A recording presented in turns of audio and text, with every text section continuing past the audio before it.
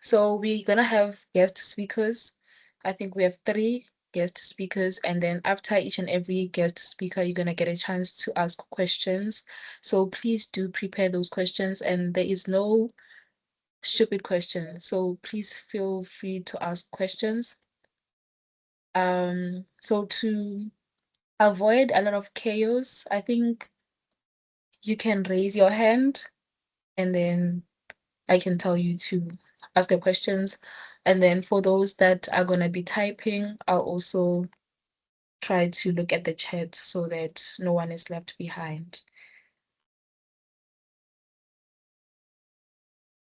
So the NBTs are an important part of your applications in university because they're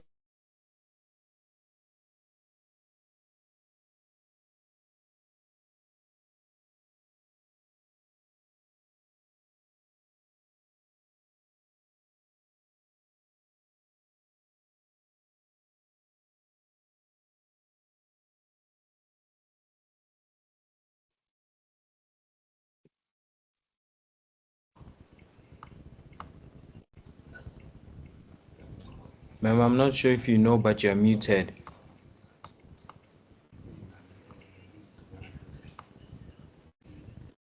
Oh, sorry. Um, can you guys now hear me? Yes. Yes, ma'am. Okay, thank you.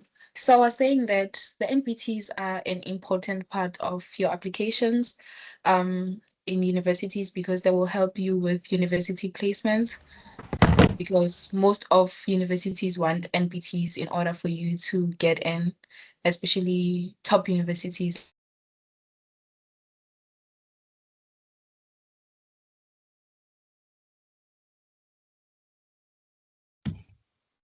Ma'am, you're muted.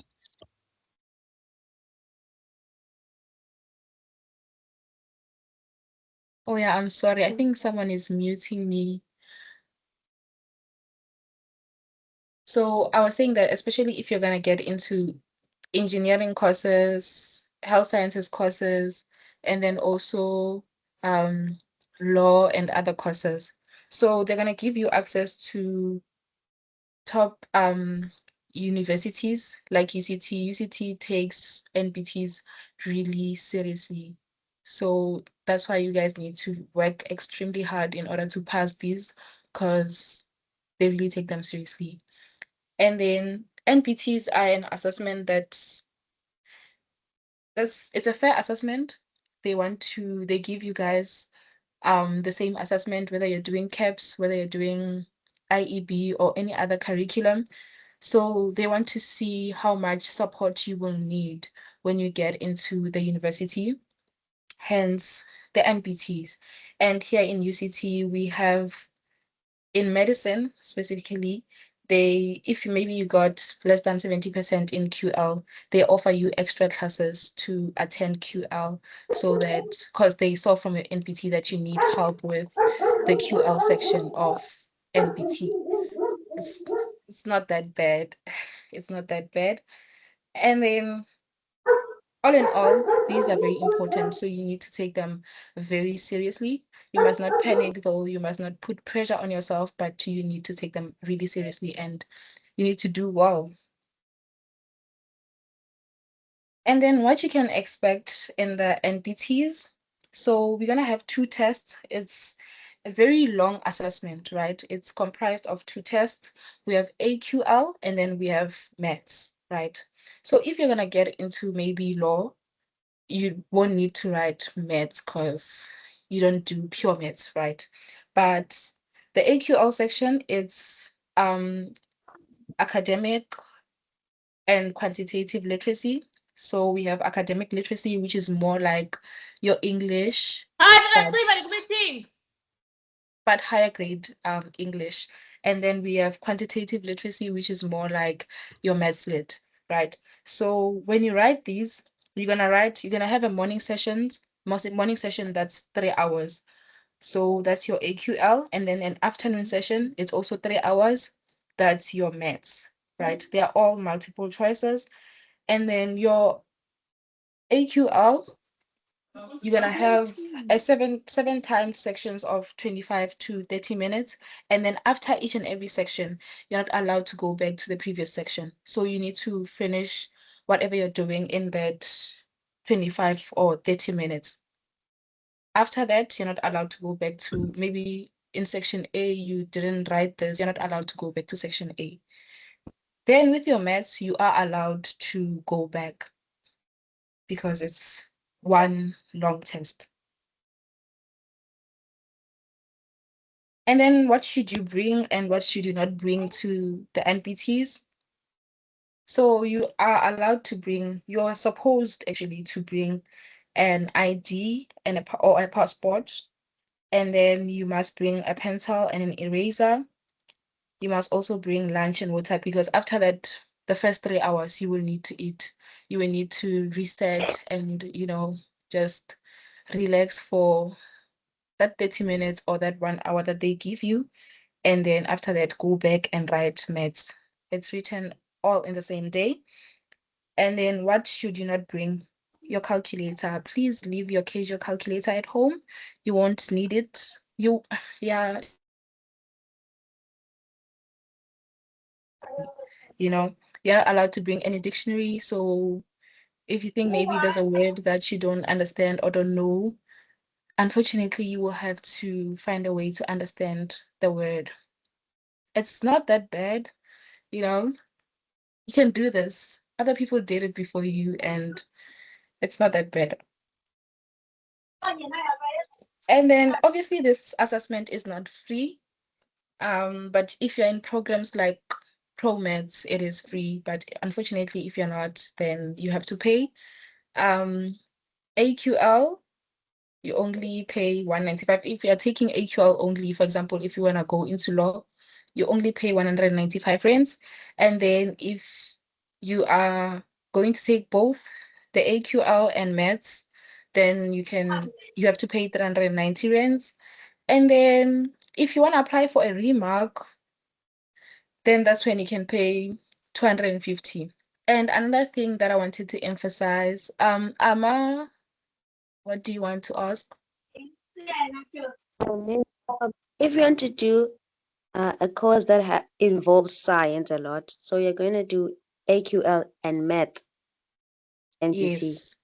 Yes, you have to Ah, write both AQL and maths, but it just depends on the course. You will have to research more on the course and also the university because some universities like UP, they say that only for health sciences students, they want only the health sciences students to write the NPTs.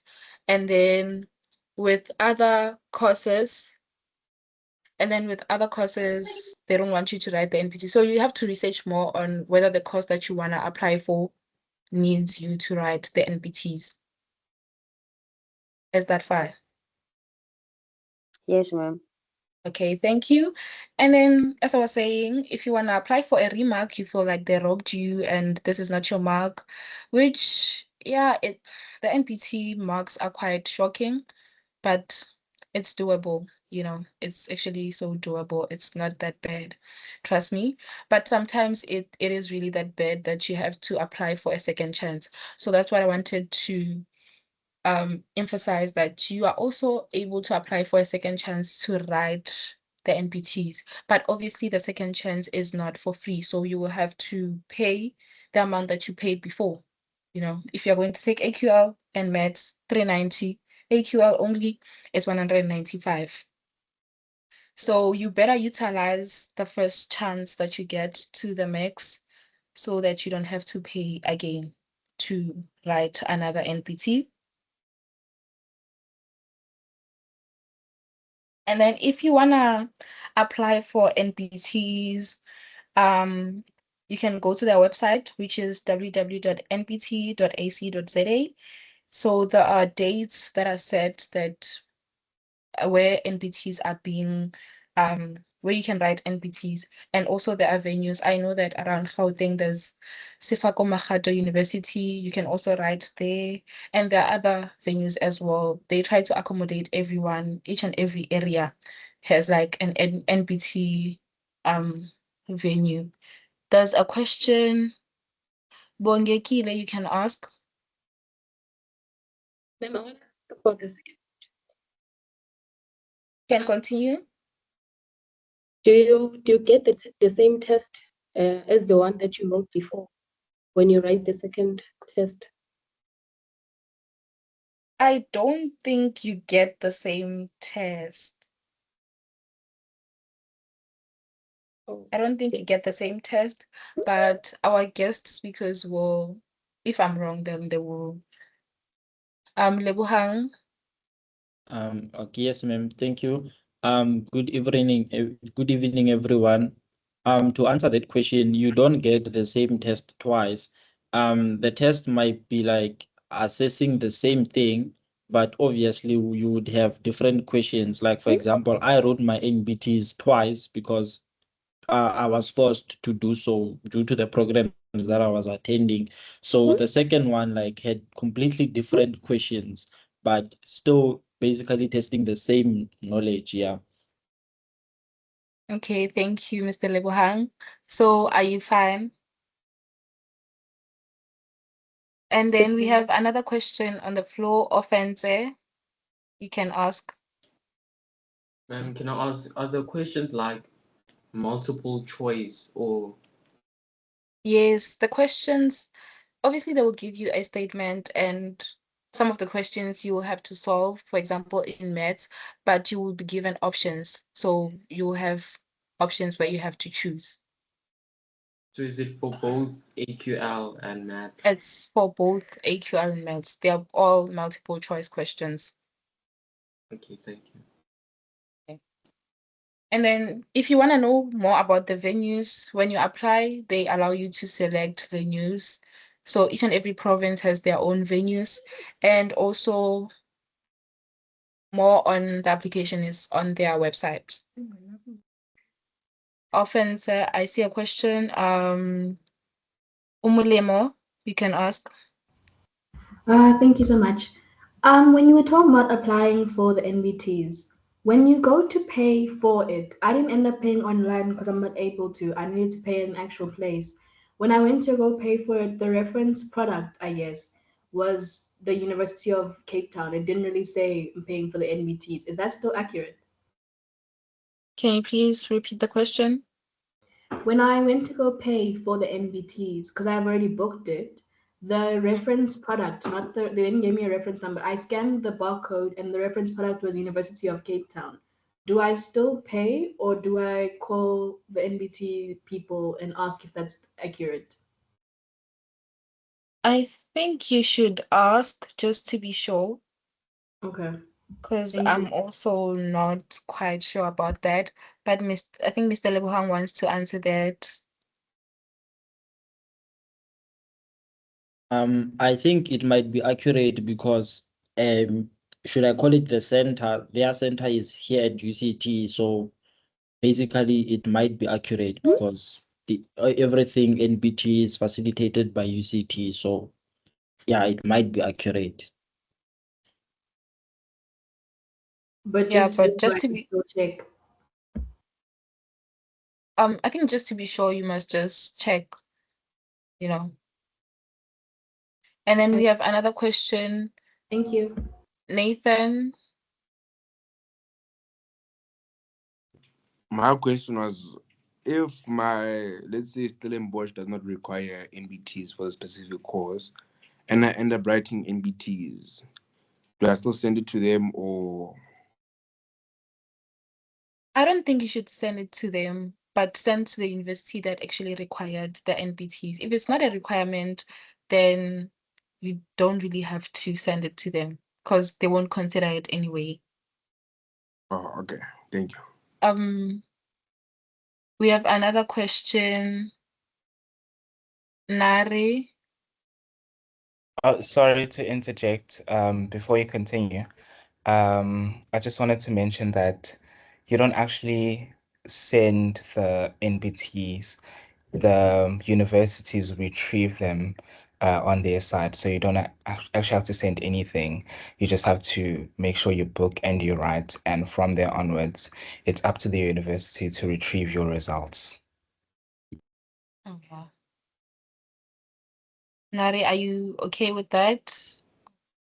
Ma'am, I wanted to say that because I remember reading it on the website. Yeah.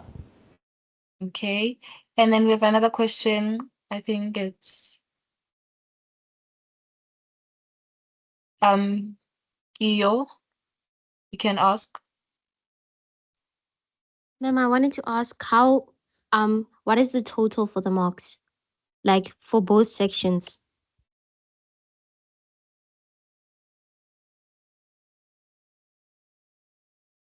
The total, I don't think there's a total. I'm not sure whether there's a total, honestly, but I just know that there is no pass or fail. So your score is gonna be out of 100%, obviously. And then if you get around, I think 0 to 29%, that's basic. And then 0 to 37% is basic. Then 38% to 69 is intermediate, then 70% to 100% is proficient. So so for your QL, it's either you're gonna be in the 3 for your maths and then also for your AL. And then TK,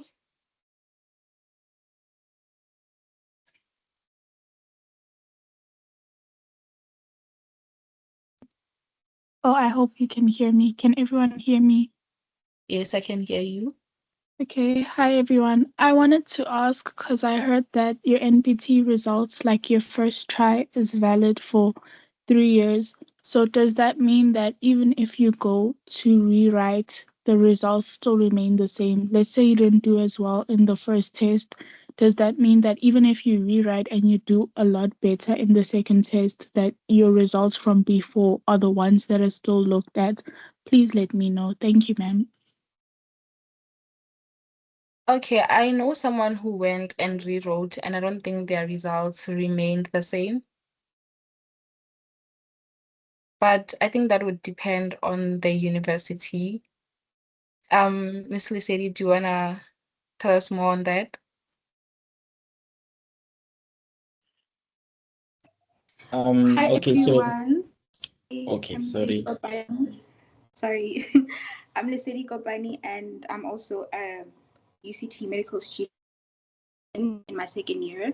I just want to say that for rewriting, you are basically going to have both results on the portal. So on the UCT portal, you have a section that shows the results for the NBTs that you got. So if you write for the first time and you're not satisfied with your results, you can go again. But even if they both appear on the portal, they take the best out of the two. So if you did better in your first try, they take the ones that are better, so they take the first try. But if you went and you rewrote and that you did better in like all of the sections, they take your second marks, because that's what they did with me. So I hope that answers your question. It does. Thank you. Okay, thank you, Miss Lisedi. I see there's a Mr. Lebohang, did you want to say something? Basically, I wanted to say what Lisedi just said, because I also wrote twice and my marks were both appearing there on the portal. Okay, thank you. I hope that clarified the question. We have a question from Mohau. Hi, good evening, everyone.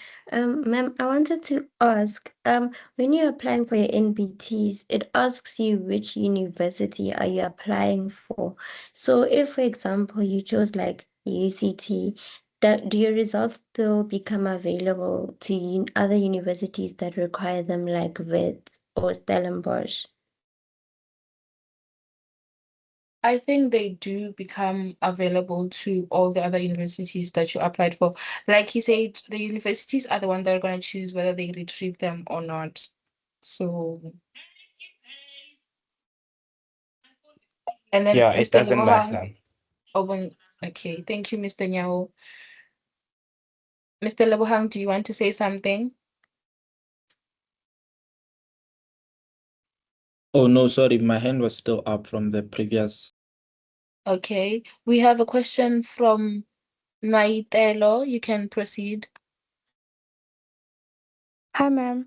I just wanted to ask, since you said we can rewrite, right? After how long do you get like your results for your first try? Because remember, there's like a deadline, and also after how long do you get your results for your first attempt? I think after you write, they do mention after how long you get your results, but as long as it's before the acceptance from universities, I think you're still safe. But we can have Mr. Lebohang, I think he wants to elaborate on that. Okay, so yeah, I just checked on their side. It says that you can expect your results after 3 weeks. Like, so 3 weeks after you wrote, then yeah, that's when you're gonna get them. So it means that when you apply for writing NBTs, it must be at least 3 weeks before the closing date of the university that you are applying to. Okay, thank you. There's a question from Zoe. Sorry, just to jump on what you've already said before you continue. I'd say when it depends on the faculty that you're applying to. With health science faculties, I would really recommend that you write as soon as possible because the closing dates are closer than other faculties. So really prioritize writing early as opposed to procrastinating, waiting until you have to write at the end of the year in like August or September, October, because it's also difficult to study all these different topics and be assessed on all of them. Whereas if you write at the beginning of the year or on those earlier dates, you have more chances to actually try and write them and see if you maybe need a rewrite and write again. So there are a lot of benefits of writing early. So please just make sure that you write as soon as possible. Okay, thank you. I hope that clarified everything. There's a question from LD. Okay, I am late, so probably someone asked this question.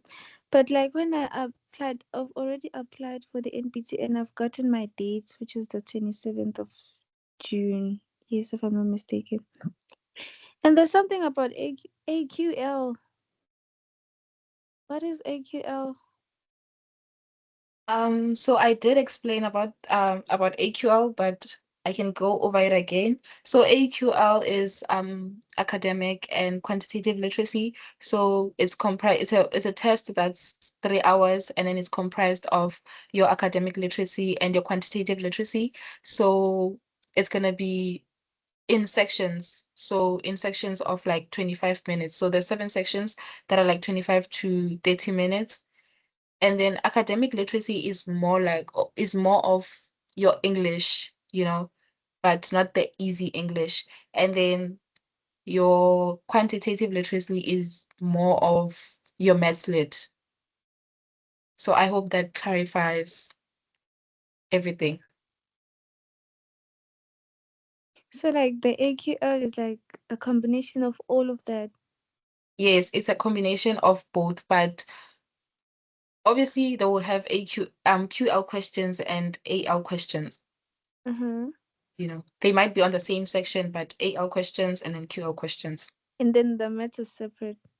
Yes, the maths is another 3 hours that's separate. So when you write the AQL, you can't go back to another section once you're on one section. But when you write maths, you can go back because it's one test. It's not, Okay. So like I'll be yes. writing those tests on the same day. Yes, on the same day. You will get a break in between.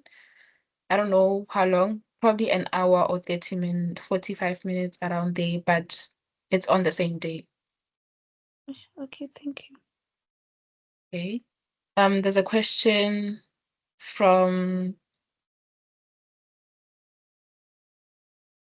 LD. You can continue.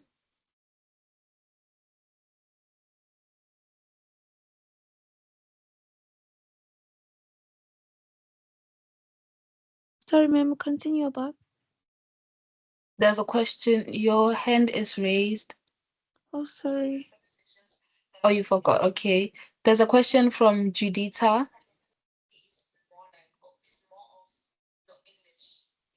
Hi, ma'am. How are you? Can you hear me? Yes, I can hear you, but please raise your voice.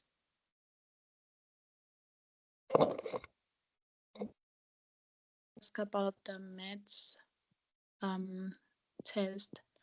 Are we going to get a paper where we do our calculations on? Yes, you will get a paper where you do your calculations on, and then the multiple choice paper is separate. Oh, okay. Thank you. Okay. There's another question from Sorry, ma'am. I think the learners are asking questions related to specific papers like your maths, your QL. I think they can save those questions to when our guest speakers would present, because those are the people that know more about that particular section. So to save time, can you please continue? Okay, so please do save the questions, guys. And then after each and every guest speaker speaks, so when I say the guest speaker is for AL, please ask AL related questions, maths related questions, and then QL related questions. Right. So I told you guys that everything that you need, the dates, the venues, and the applications and how to pay, you will find it on their website, which is www.nbt.ac.za. And then we are going to have our first guest speaker, which you already have been introduced to. That's Miss Lesedi Kopane. She's going to be touching on academic literacy. So Miss Lesedi Kopane, you can take over.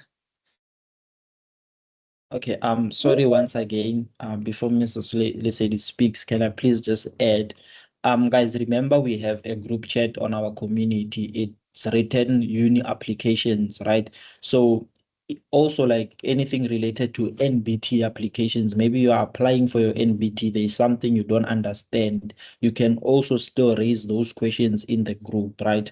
So please make use of that group for NBT applications as well. Thank you. Miss Lesedi, you can take over. Thank you, Ms. Hakaki. Can you just help me with sharing my screen? I see that I am currently an attendee, so I can't share my screen. So I'm not Okay. sure. Let me Okay, stop sharing mine. I will change the setting on my end. Okay, thank you.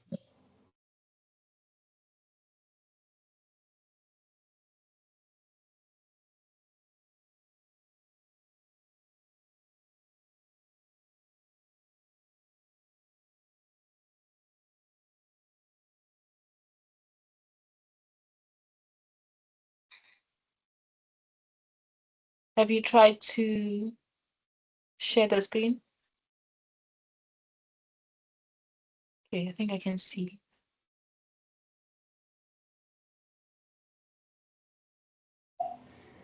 Is my screen visible, everyone? Just want to check if we can all see.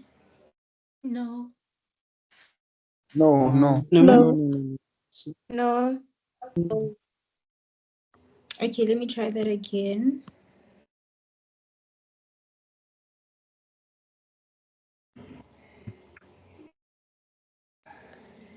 Lesedi, please let me know if you can now present.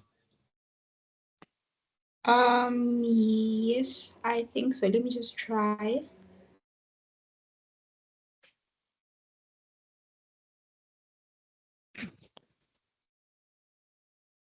Please just let me know once you see it on your end. Yes, we can see that you are sharing something. Okay. Thank you so much for that. Hi guys. As I've introduced myself, I am Lisedi Kopani, and I am a second year medical student at the University of Cape Town. And I will be speaking on the academic literacy section. So the AQL section is a combined section. So there's Lesedi, sorry. you can see your screen. Yeah, it's blank. I don't know why. Yeah. It's blank. Yes. Yes. I think the settings have changed again. Now it's saying share video instead of share screen. Is it possible for me to send like the document to one of the hosts maybe to make it a bit easier? You can send it to me, then I'll share my screen. Okay. I'll do so now. Lesedi, maybe if you can try leaving the meeting, then joining again, maybe it will refresh, then you can try and present again, because I did change the settings here.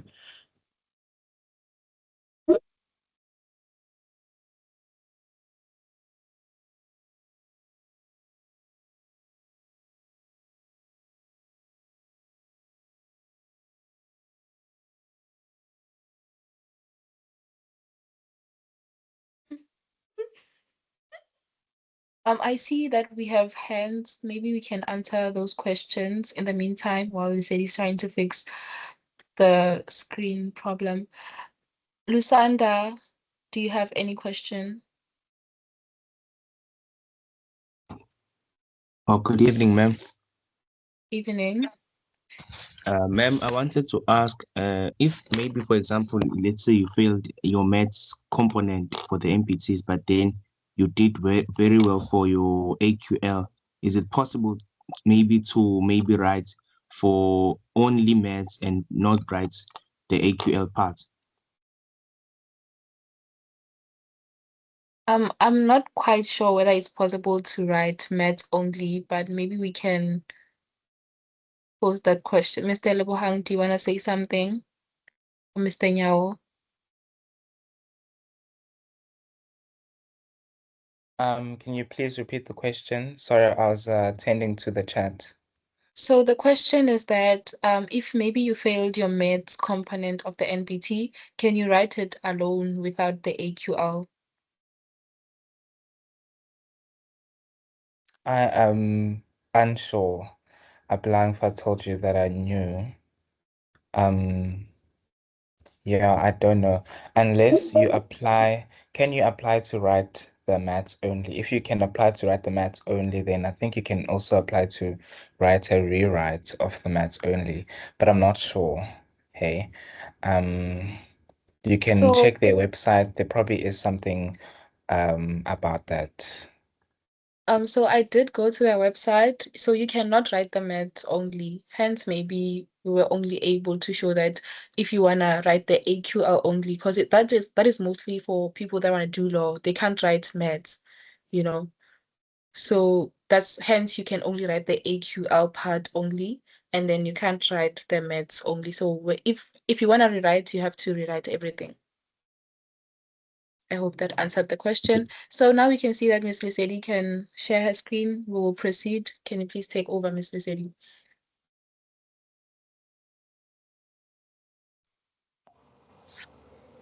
Okay, thank you so much for that. I'm sorry about the complications, everyone. But as I was saying, the AQL test is comprising of both academic and quantitative literacy, but I will be focusing a lot on academic literacy as the next person will be speaking about QL. I just want to share a bit of like my background when it comes to NBTs because I wrote them twice. And I heard that there were a lot of questions based on that. So I wrote my NBTs the first time and I was satisfied with maths and AL, which is this section that I'll be discussing, but I was not satisfied with my QL results. And this is important. I'm mentioning this because I believe that it's something that you can also avoid doing when you are working with your academic literacy section, and that is time management. And that's the first thing I would like to speak on. So when you are writing your NBTs, the first 3 hours will be for AQL, and then there will be a break in between AQL and maths, and then you write your 3 hour maths paper. So the 3 hour maths paper is not timed. They will let you know that they're giving you 3 hours, and if you would like to leave in the next 2 or an hour, you are allowed to leave. But with the AQL, you are expected to stay throughout the whole session, firstly. And then, secondly, there are, it depends on each venue, but there are invigilators who are going to be basically assessing that you're not cheating, firstly, but also that if they tell you to move to the next section of this paper, you are not going back. So that's very, very important. And it's one of the reasons why I did very badly in QL, because QL is more maths lit, having to calculate certain things, looking at graphs and interpreting. So it takes a lot of time. So just make sure that you have a watch or a clock, or you are able to time yourself not to take too much time when you're working on these questions, because next thing you know it, the invigilator is telling you that you need to move on to the next section, and you can't return back to the previous question. They're very strict on that. I remember someone in my venue went back to a previous question when they were not supposed to, and they were actually kicked out of the venue. And that means that you paid your money for nothing. You're not going to get your AL or AQL marks back because you didn't even finish the paper. So that's just a disclaimer that I wanted to start with, because it's a big factor. It A lot of people struggle with time management or working throughout the paper and actually answering everything, because they give you a sheet where you're basically going to color in pencil which answer you have chosen. So it's like a multiple choice kind of setup. So even though you see that, okay, for question 2, I didn't answer 2.5, and I'm currently on question 5, you can't go back to 2.5. So that's the disadvantage of it. You need to work on your feet, like be on your feet and work very fast. Okay.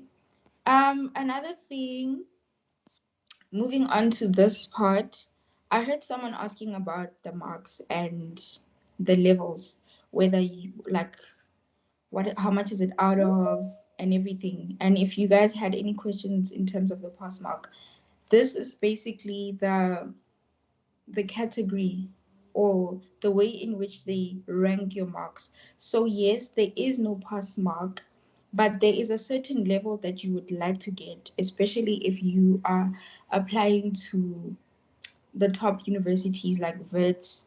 UP does not require NBTs, but Wits, Stellenbosch, and UCT. So this is the way that they grade the marks. Firstly is basic, and that's for AL. 0 is the minimum, and then maximum is 34. So if you get 34, that is basic for academic literacy. And then intermediate, minimum is 35, maximum is 70. And then proficient, the minimum is 71, and your maximum is 100. So, okay, I don't want to speak on QL and maths too much because I think it's going to waste time, but you guys can use this as a framework to sort of grade yourself and see where do you want to fall. Do you want to achieve intermediate, or do you want to achieve proficient? However, if you are going to apply for a very competitive degree like medicine, I advise that you aim for proficient in all three: AL, QL, and mathematics. So yes, academic literacy and quantitative literacy is in one section. It's called AQL. You write it in 3 hours, but they basically separated. It's 1.5 hours for AL, and then the next 1.5 hours is for QL. So you do get different results for each. And yes, they have different maximums and minimums, as you can see. So it's very important to look at this when you are planning and you are studying and preparing for the NBTs, so that you know where you want to fall specifically. So yes, another thing I wanted to add on is there was someone who asked a question about when do you write your, like, when, if you want to write for the second time, when is that? Because you basically get your marks 4 weeks after writing the first time. And that is a very good question, because when it comes to medicine and UCT specifically, there are deadlines for these NBTs, and the NBT deadlines for medicine or health science in general are quite earlier than the other faculties. So I don't remember quite well, but I know that I think the deadline was July or August for UCT medicine to basically get your results. So it's very important to know that if you are writing in April and you are going to get your marks in June, and when you do get your marks, you see that you're not satisfied, you need to reapply there and then, and make sure that you apply for a date that is not going to be after the deadline. So you have to be very aware of your limits also. Some people in my class couldn't rewrite their NBTs because even after rewriting them and you get your results after the deadline, there's nothing you can do. You can't email the university and ask them to look at your second marks or anything like that. Another thing is for VITS, I know that VITS does not take any rewrites or marks or anything, because I wanted to also submit my second results to VITS, but they did not allow me to, and that really affects your provisional acceptance. If you did badly in your NBTs, it you won't get it. Well, some people actually get the provisional acceptance, but yeah, most of the people don't get it because of the NVT. So they are quite important, and VITS is very strict with that. Yeah, I remember because I did not get my provisional acceptance because of the first results I got, which were not as good as the second ones. So yes. For the sake of time, I just want to move on to the actual academic literacy test. Sorry. And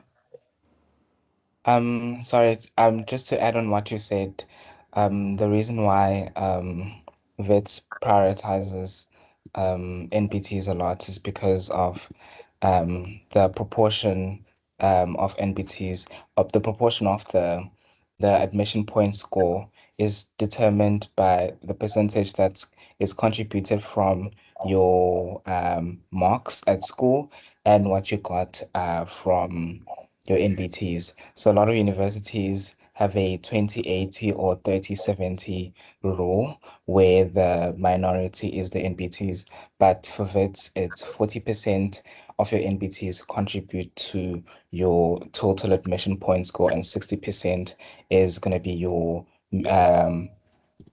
results, basically. So that's why it kicks a lot of people out when it comes to getting conditional offers. But that shouldn't make you lose hope, because a lot of people who don't get them eventually do. But yeah, that's the reality. I just wanted to highlight that. thank you so much for that. Because I was also Can you please? told. Oh, sorry. I wanted, there are people who are raising their hands. So we'll address the question after Miss Lesedi is done speaking. So please keep those hands raised so that I'm able to, after she's done, then we address all the questions and move on to the next guest speaker. Thank you You so can much. continue. Okay, thank you. Um, yes, that was very important. The APS score and the FPS and everything. Please make sure that you are well knowledged in terms of that. It's very important to know what actually contributes to your acceptance. It's not just your NSC grade 12 marks or your grade 11 marks. actually a lot of things, especially with UCT. There's also a disadvantage factor that they take into account if you're from disadvantaged areas in South Africa and everything. So please make sure that you are well knowledge on that. Go read up on the university prospectus that you apply to. Anyways, the academic literacy tests. Well, in this case, they speak of the academic and quantitative literacy tests are criterion reference tests, and this means that the scores obtained on the test provide information about your academic literacy and quantitative literacy readiness for tertiary education. So I know a lot of people wonder why you need to actually write NBTs and why is it that they test you on your English and your academic literacy specifically.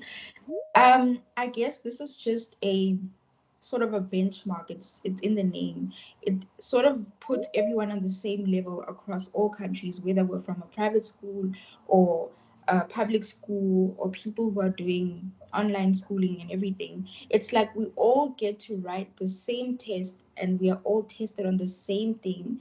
And that helps most universities to determine whether you guys are ready for tertiary institutions or tertiary education per se. So it's like, yes, any NSC results and like the curriculum matters, but NBT sort of, it's not trickier, but the level of the way they ask the questions is a bit higher, and this is to test if really do you understand what you're doing in your English subject at school. So this is what the AL test mostly is going to comprise of. It's going to comprise of English and English paper 1 to be specific. They don't ask you a lot about poetry. You won't find a poem in this test where they ask you to name the structure of the sonnet or anything like that. It's mostly them asking you about the grammar, the advertisement, the visual literacy, and everything that has to do with paper 1. Basically, you need to learn that before you go to your NBTs and before you write this test. Okay, so what can you expect from the NBT academic literacy test? So it aims to assess the candidate's ability to do the following: negotiate meaning at the word, sentence, paragraph, and whole text level, understand discourse and argument structure, and the text signals that underlie this structure. So basically, what these first 2 bullets are saying is you're going to be given a comprehension. Basically, we're going to look at that in the next few slides.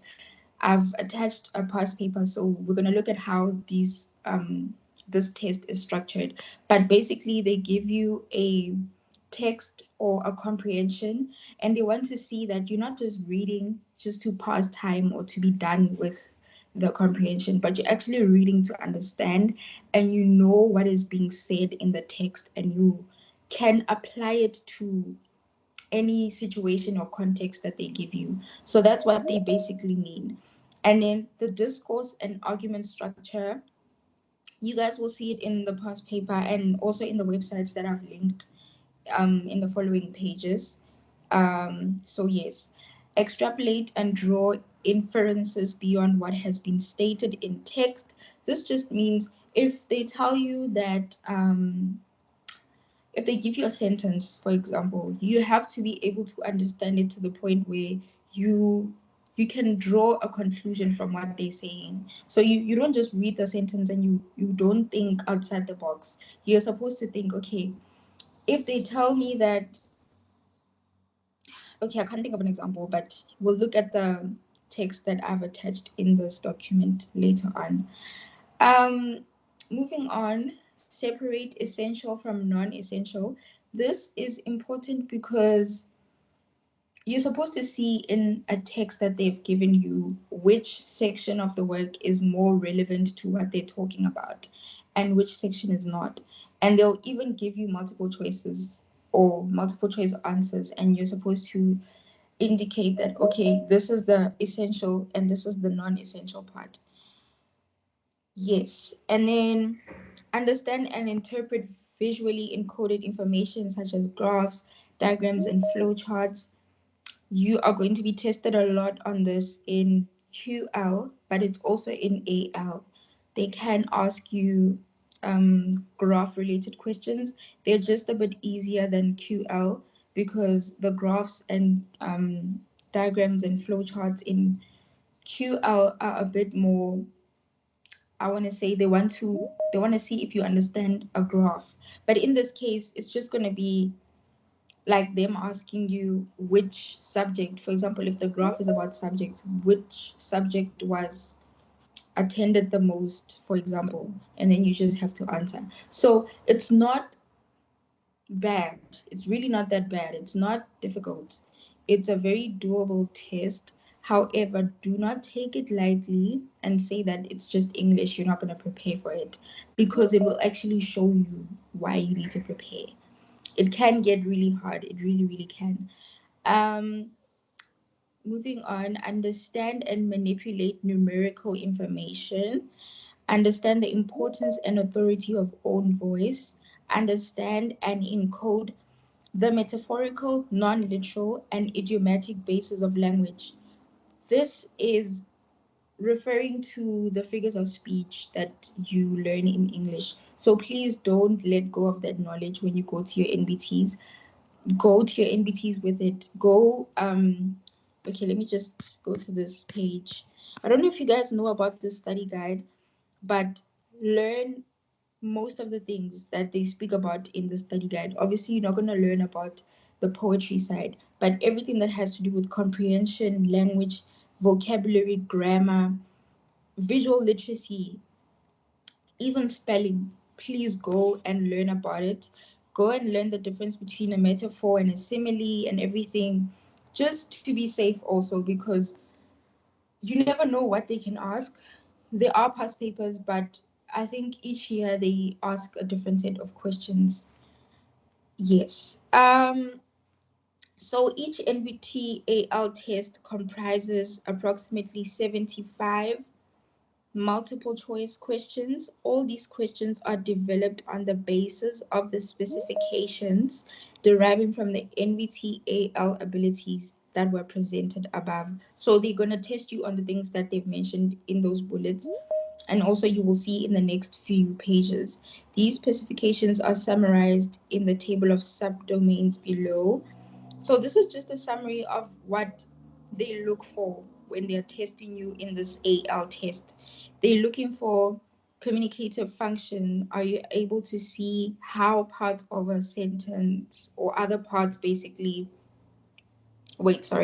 students' ability to see how parts of sentences or discourse define other parts.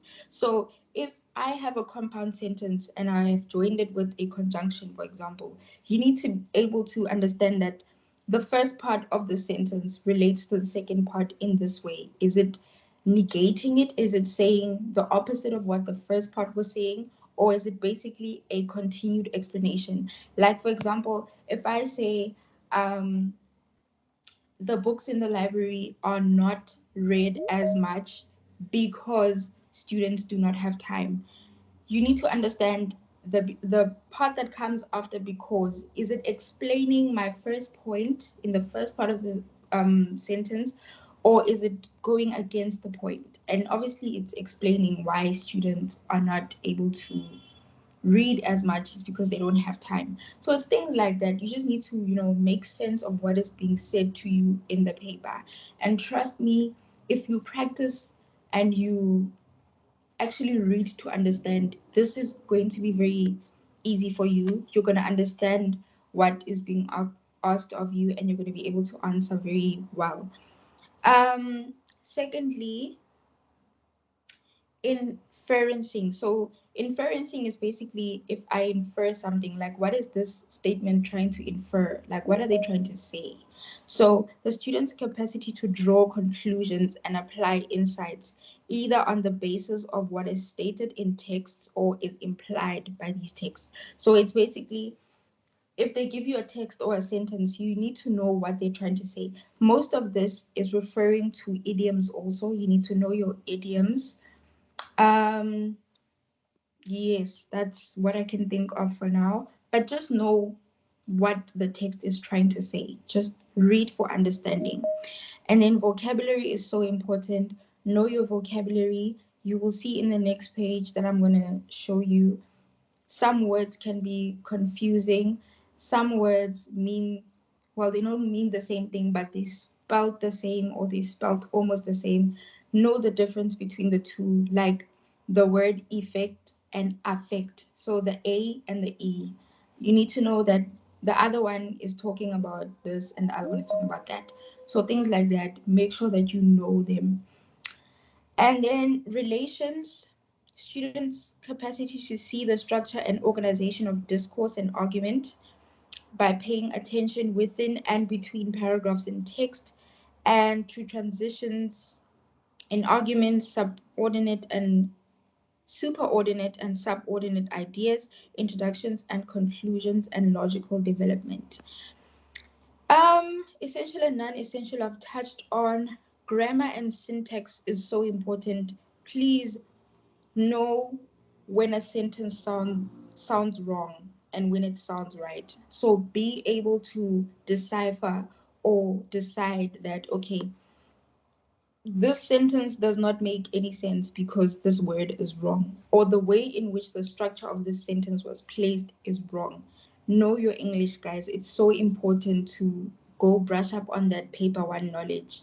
Those questions that they ask you in paper one are so important here because it's a lot of English and grammar. It's very content based. I spoke about the metaphors, knowing ambiguity, wordplay, idiomatic expressions, and so forth. Please know that really well. And then text genre, formal or informal. I remember they asked us quite a lot of times. They ask you if you want to deliver a speech or say something in formal language, how would you say it? And then they give you options, and then you choose the most formal option. I'm so sorry about the noise, guys. But you choose the most formal option or the most informal one, depending on what they're asking you. So it's also very important to read the question and know what they're asking you, as well as the tone. Is the tone persuasive? Is it informative? Am I persuading you to buy the product, or am I giving you information on a certain place or a certain product? Yes, know those kinds of things. And here I just inserted a few websites that I used for my NBTs. Vula Learn is basically a website where you can go and you sign up and then you get past papers for academic literacy, or you get quizzes. Actually, it's quizzes where you can test yourself after you have learned your work. You test yourself and then they grade you and they give you a mark, and you can see how ready you are for the NBTs. So it's that. And then the Olicomaths website is mostly for QL and maths, but if you look at the QL section, it also has a bit of AL questions. So you can use that to your advantage. And then the third website is Euler Education. And this is an example. The mock NBT AQL paper one is an example of what you get like on their website. And also, as you can see, there's like a pie chart over there. You can go through this paper on your own, see the kinds of questions that they ask, but please don't go through this if you have not prepared to go through it, because it's going to demotivate you. You are going to feel like, I can't do this and I'm going to fail my NBTs. Rather, go to a past paper or go to the paper when you have already studied and you are confident in the knowledge and you're trying to test yourself. And you can obviously learn from your mistakes going forward. And then this textbook is very important, as I've mentioned before, to refresh some of the knowledge that you might have forgotten in terms of grammar and vocabulary and other figures of speech and sentence structure and things like that. Just brush up your knowledge. And then this link at the bottom is so important. The document is quite large. I think it's 140 pages. I wanted to insert it here, but then yeah, it's a lot of pages. So I just inserted the link. I will make it available for everyone. It's basically a document that has both past question papers and explains what academic literacy is about. So I highly, highly, highly recommend it. If you want if you feel like those websites that I've mentioned above are too many and you just want one main thing that you can use to prepare, use this Google Drive and this link. Yes, it's really going to help you very much. And then the multiple choice questions in the AL test are designed to measure the subdomains that I've mentioned before. In all sections of the AL test, students are required to read short passages that mirror those that they will encounter at university and then answer multiple choice questions based on those passages. Please don't be afraid when you hear that some of the short passages will be the same as the ones that you encounter in university. I don't think so. I feel like most of the short passages that they insert are almost similar to the ones you get in grade 12, paper 1 comprehensions. It's very similar. It's just that they're very specific and they're going to ask you what they want to, like, it's not going to be like a story, it's going to be specific to the questions that will be asked. Yes, and then examples of such questions and the type of passage on which such questions are typically based are presented below, and that's on the next page where I'll be showing you this. So this is an example of the kind of like text or comprehension they'll give you. So the title, Influence of Advertising, as you can see in the first paragraph, they will speak about something. And then they move on to the second paragraph, speak about something totally different. It's still advertising, but it will be a different subtopic. So it goes on in that sequence. It won't be the same thing in all 4 paragraphs. They will have different subtopics in each, and normally they will ask you based on that. I need to just get to the questions on the next page so you guys can see. The overall purpose of paragraph 1 is to do the following. So this is what I meant when I said they will ask you per paragraph. They will say in paragraph 1, what is the purpose of that, or what is this, or what is that, and you need to like answer. You don't just answer based on what you think. You need to go back and check. Okay, advertising was initially meant to make people aware of the goods available in the market. It was as simple as announcing what you have in your store or the services you offer in your premises. Over the years, advertising has evolved into a major industry that goes beyond informing to persuading and influencing. It is a form of brainwashing consumers. So, from what I've read, you should be able to decide, is it introducing the reader to the basics of advertising? Is it informing the reader that advertising is brainwashing? Is it indicating that the advertising means announcing what you have in store? Or is it indicating that advertising has changed to become influencing? So here's the thing about these questions. They all sound very right, very, very right. But what they're trying to show you is that you need to look at this in a sense that I'm looking at the whole paragraph. So if you're looking at the first option, no, sorry, not the first one, B, where they say that inform the reader that advertising is brainwashing. If you look at paragraph 1, it's only the last sentence that says it is a form of brainwashing. So it's not quite giving you what paragraph 1 is about. It's only the last sentence of paragraph 1. So you can't really choose that as your answer. So that's what they're trying to test. Do you know what the whole of paragraph is about? Paragraph 1 is about, like, can you tell that it's not just about brainwashing, because brainwashing is only mentioned towards the end. Same with indicate that advertising means announcing what you have in store, and indicate that advertising has changed to become influencing. It shows you that only a few sentences in this whole paragraph are saying that it has changed to becoming influencing. So the most general way to basically describe what paragraph 1 is about is a where you introduce the reader to the basics and the fundamentals of advertising, because basics and fundamentals is a more general way of talking about the fact that it's influencing, it's brainwashing, what was it first about and what is it now. That's talking about the basics and fundamentals. So it's things like that. You need to be able to group things under umbrella terms if you need to. If the first, you need to also look at your question words. So they say the overall purpose of paragraph 1, overall.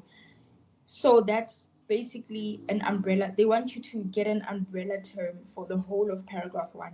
And that's why you're going to choose basics and fundamentals of advertising.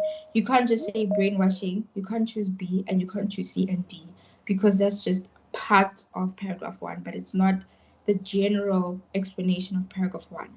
So because of time, I will not be doing every question like 4.2.2, 4.2.3, but it's just to show you guys the kinds of questions that they ask in the AL section of the NBTs. For example, this one, in the first sentence of paragraph 2, the phrase has become signals that the change in advertising started in the past, ended in the past. No. Started yesterday, ended yesterday, started in the past and is still in progress, or started yesterday and will end tomorrow. It's things like this. You just have to know. You just have to read it and you have to make sense of it. And you have to understand what they're saying. If I say something has become increasingly expensive, I'm saying that it's still in the market right now. At first, it was not expensive, but currently it is expensive. So it's like a continuous, there's a continuous tense, a perfect tense, past tense. You have to remember those things. If I use the word has become, I'm saying that this thing is still continuing currently. So definitely the answer is going to be started in the past and is still in progress currently. I can't say it will end tomorrow because it's not guaranteed. And I can't say it ended yesterday because they could have said it became. They could have said it became expensive and it ended yesterday. But if I use the word has become, I'm saying it's still in progress. So it's important to read for understanding and to understand what this thing is saying and to just make sense of what the text is about. Use all your English bundles and everything that you know about English. Just like how I made reference on perfect, past tense, continuous, everything. I made reference from that to incorporate into this question. So it just shows you that it needs you to really know your work. It needs you to really study and to prepare for this test.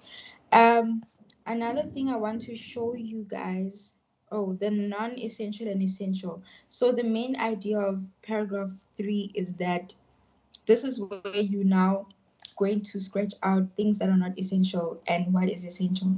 If they speak about a specific concept more than 3 times in one paragraph, you know it's essential. But if they mention something that has nothing to do with the first sentence of that paragraph, or if they mention something once, you know it's not essential. So it's things like that that you have to mention. Then you would have to choose the answer. And then here is what I wanted to also make reference to when it comes to vocabulary. So this is what I meant earlier on when I said you need to know your words and you need to know spelling really well. So equivalent, equatorial, equilateral, equivocation.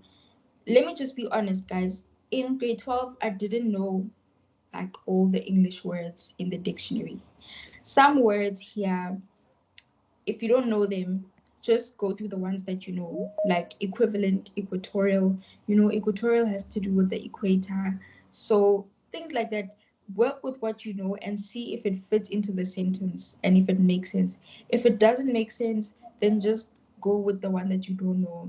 I know it's not safe, but in a situation like that where you actually don't know the answer or you don't know the word that they've given you, just go through the ones that you know. And if you see that they don't fit into the sentence, it's most likely that last word that you have no idea about.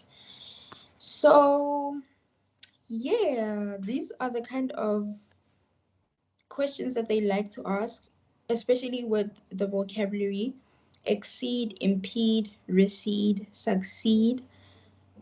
Yes. And you also need to apply this to the text that was given to you before. And this page specifically was taken from the link that I mentioned earlier on. This one, the one on the Google Drive. So please use that. It has memos as well. Yeah. Sorry, can you please mute your mic if you're not asking a question? Okay. Yes, I was saying that that page is from this Google Drive that I linked.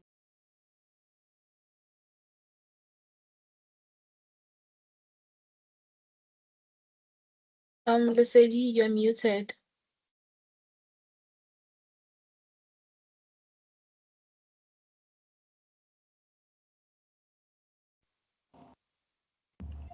Sorry, guys, someone must have muted me.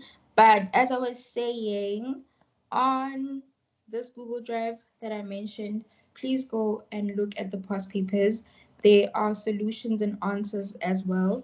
Even on these websites, there are memos and solutions.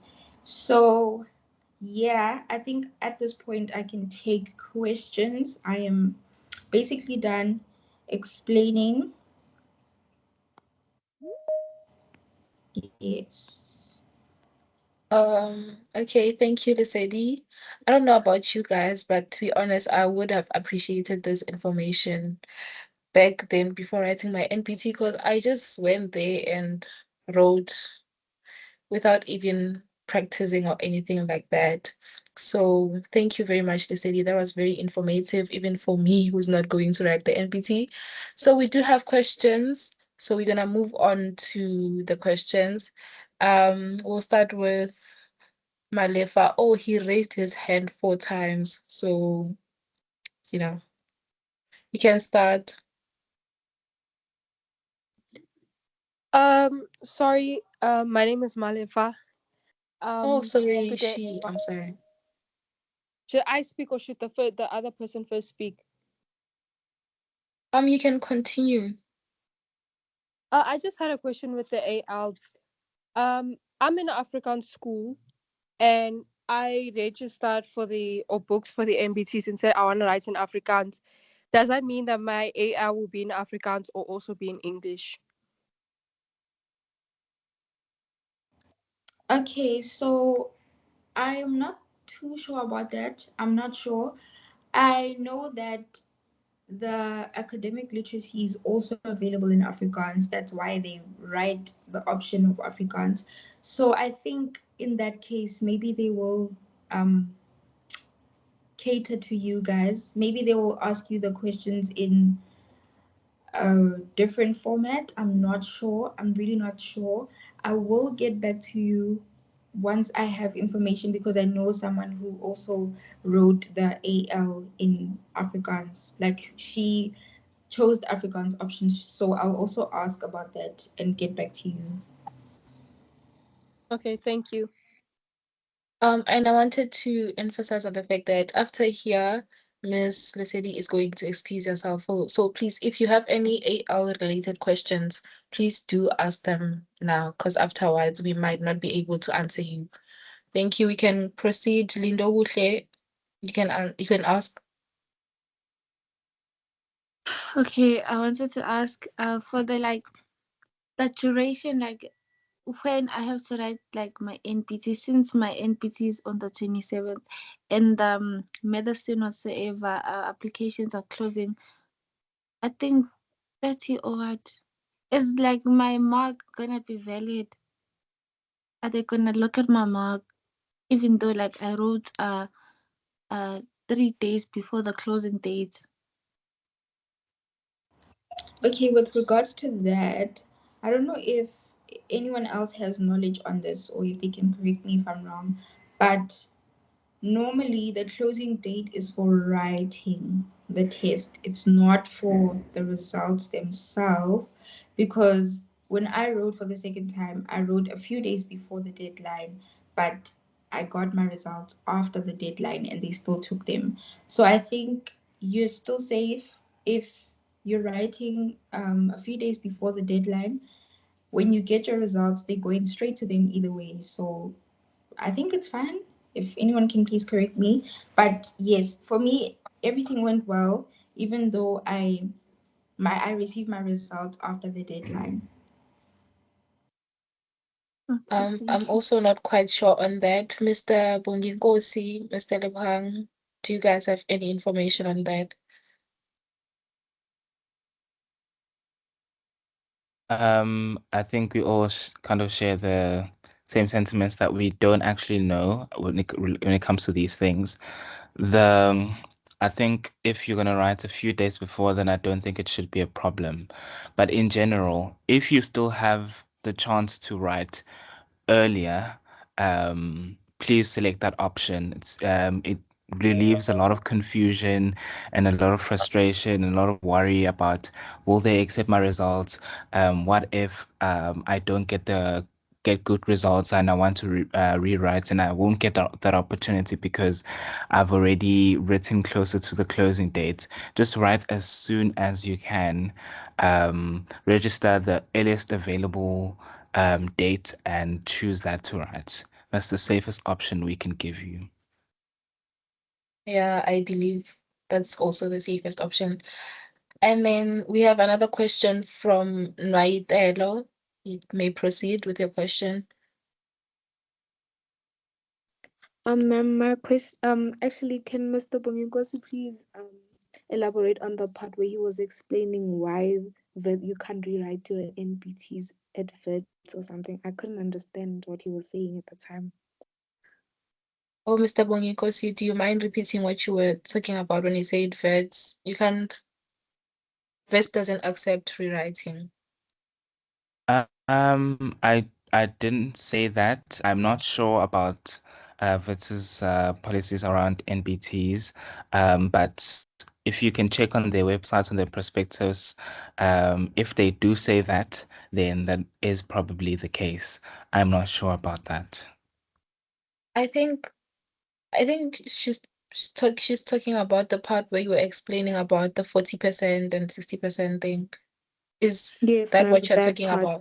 Yes. Okay, Oh yeah. yes. It was just that VIT as compared to all the other universities, the NPTs contribute a lot more to the total score that they assess you on when it comes to giving a conditional offer or a final offer.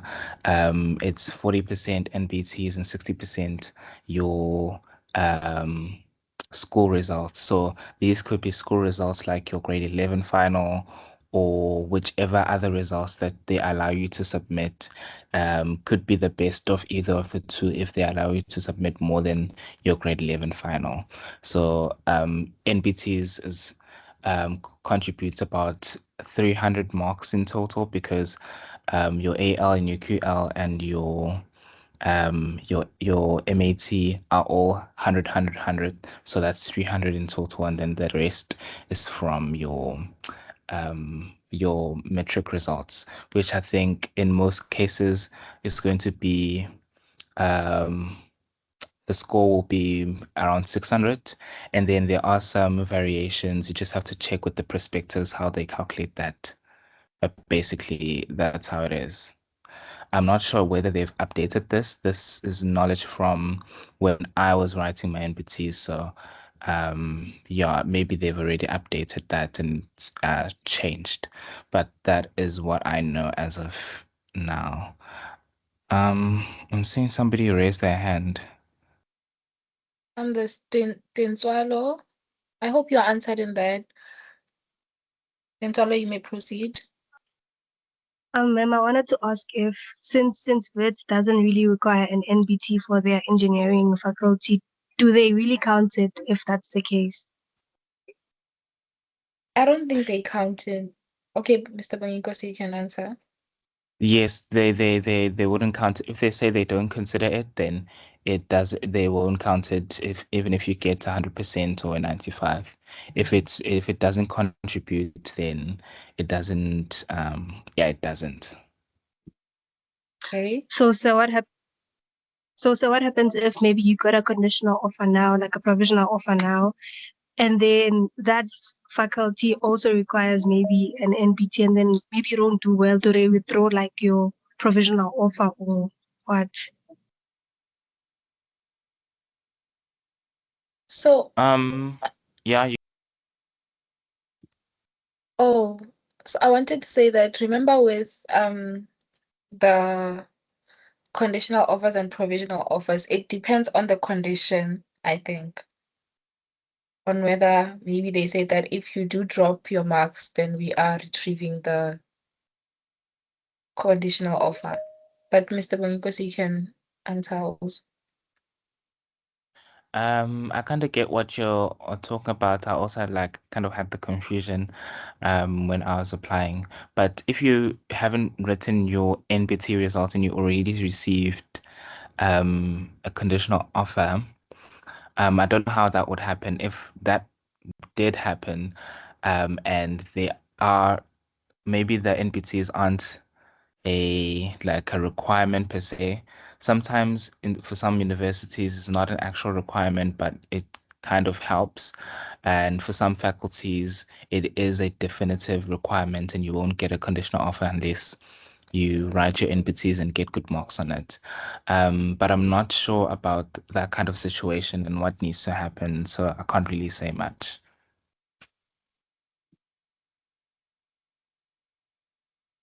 Is there anyone that has AL related questions because Miss Lesedi has to leave? So if you have AL related questions, I see. I have a question. Okay, you may proceed to ask. Oh, sorry to interrupt. So I had a question to Lisedi. I wanted to ask if maybe like the AL part, it assesses like only the high school English only. Like there is a need for us to actually maybe study for other concepts that's maybe needed for university. Okay, so from my experience, everything that they asked, well, except for the difficult words, maybe for like spelling and grammar, as I showed you in the multiple choices, apart from that, everything that they asked were things that I was able to refer from matric or grade 11 or high school in general. There was not anything that I was like, okay, I don't know this, or I need to like learn it based off university level English or anything like that. So I think if you know your matric or your high school English, then you're good to go. Yes. So I don't think it's really that necessary to go and study university English. No, I really don't think that's necessary. But if you want to do that just to be safe, then you're more than welcome.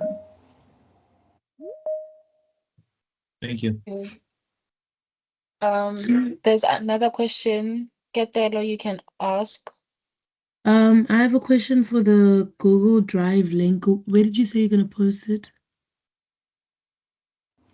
Okay, I'll just paste the link in the chat box on this meeting right now, just for easy access. But Okay. the document that I was working on, I will also share with Mr. Lebohang or Ms. Hakaki, and then they will share it into the group Oh, for okay. the session. Thank you. Okay. Thank you. And I have a second question. For the results, do they take the grade 12, the grade 11 for the results of the grade 11 or the grade 12 finals, 4 out of 600, those points?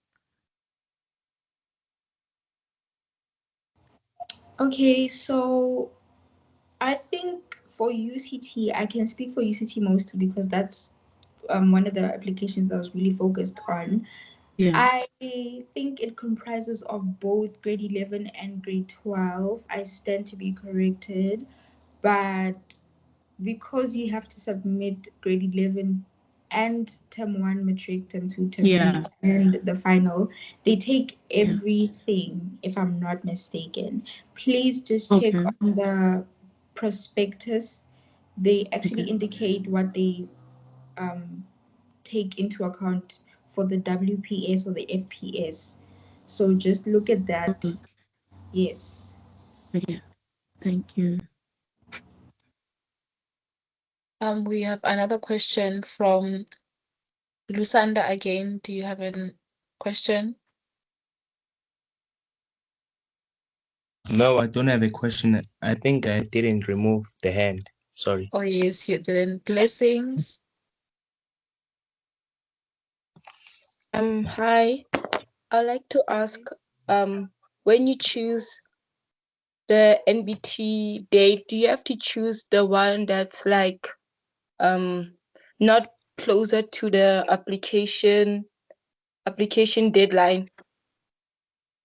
It has to be before the deadline. Sorry, can you please repeat your question? Like when you choose your NBT date, does it have to be like before the application deadlines? Yes, you have to choose a date that is before the application deadlines, because if you write after the deadline, they won't take your marks into consideration. Yes, they won't. So you have to make sure that you write your NBTs before the deadline. Okay. And then we have another question from Asanda.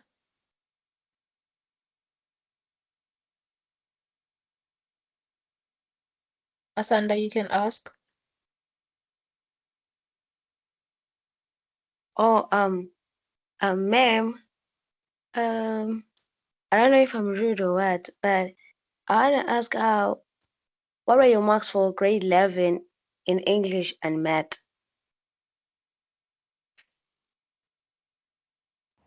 Are you asking Lesedi? Yes. Okay. English and math grade 11. I do not remember the exact mark, but I do know that it was a distinction for both English and maths in grade 11. Yes. But if I can remember quite well, English was in the 80s, and then maths I think was a 90 or 89, I'm not sure. But somewhere along those lines. Why, thank you, ma'am. You're welcome. And then we have another question from Nare.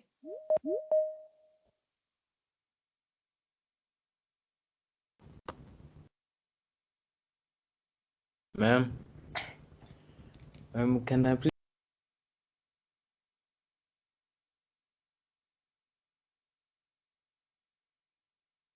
Nare, we can't hear you. Oh. Can you hear me now? Yes, I can hear you now. So, let's say question 3, like it's so difficult, I have to skip. Can I skip, right? And then do question 4 and then like in between that 30 minutes, then I come back, or once I skip. Okay, so um the safe option would be to not skip, but that's a bit unrealistic. I did skip some questions to like be fair, but you will have to do it in a strategic way. I mean, it is illegal to go back, but if the invigilator does not see you, then I guess you can try to like go back and answer it quickly. Don't leave a whole section open though. Maybe leave one question, go back, answer it. Or if you don't remember the question but you know how to answer it now, or you just want to check something, you can go back very quickly though and then answer. Just make sure that you're not seen or anything like that. Ma'am, I mean um like the time section is for question 3, right? And question 3, I find it too difficult. So I go over to question 4, I do a bit, and then later question 3 comes back, and then I go back, and it's still within that time period. So can I do that, or they're going to be like, no, you skipped. It's okay now. Oh, if it's in the time period, if it's within the time period, if the alarm hasn't rang yet and you are still able to go back, then you are safe to do so. Like you can go back to a question if the timer hasn't been like hasn't went off. If they give you an hour, for example, and you are done with both question 3 and 4 in 30 minutes, then you have the rest of the 30 minutes to check your work and to go back to any answers that you didn't answer, any questions that you didn't answer in that section. I hope I answered you well. Are you fine? Okay, we can move on to another question. Onwaba, you can ask your question.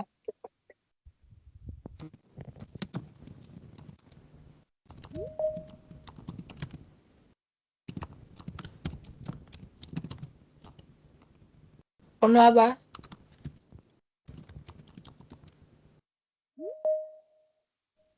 Okay, Amahle, you may proceed. Good evening, everyone. Ma'am, when do we get our results back? We did mention that it's 3 weeks after you write. So you can expect them 3 weeks after you write. Okay, thank you. Ofense, you may proceed. Can I ask, how do they know that we're doing question 1? Like, when you're referring, like, we can go back, how do they know that we're doing question 1? For example.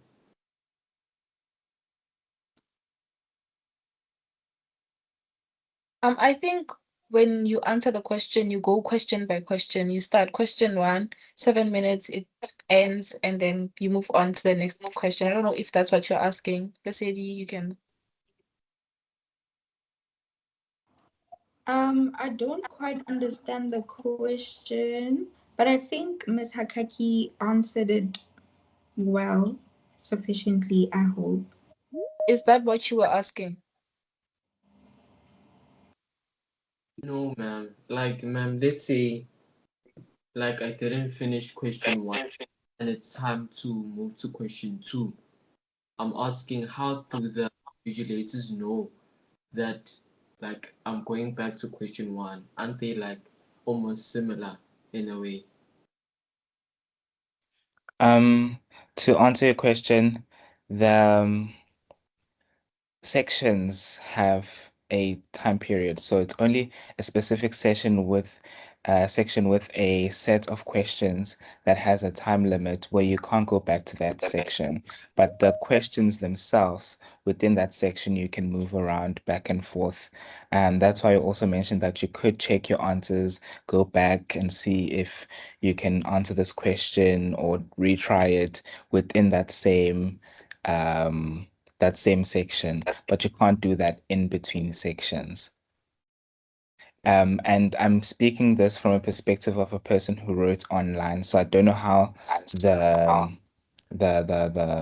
how it's set out if you write in person, but if it's online, the system does not allow you to go back to previous sections. It automatically moves you to the following section. So that's why you can't go back.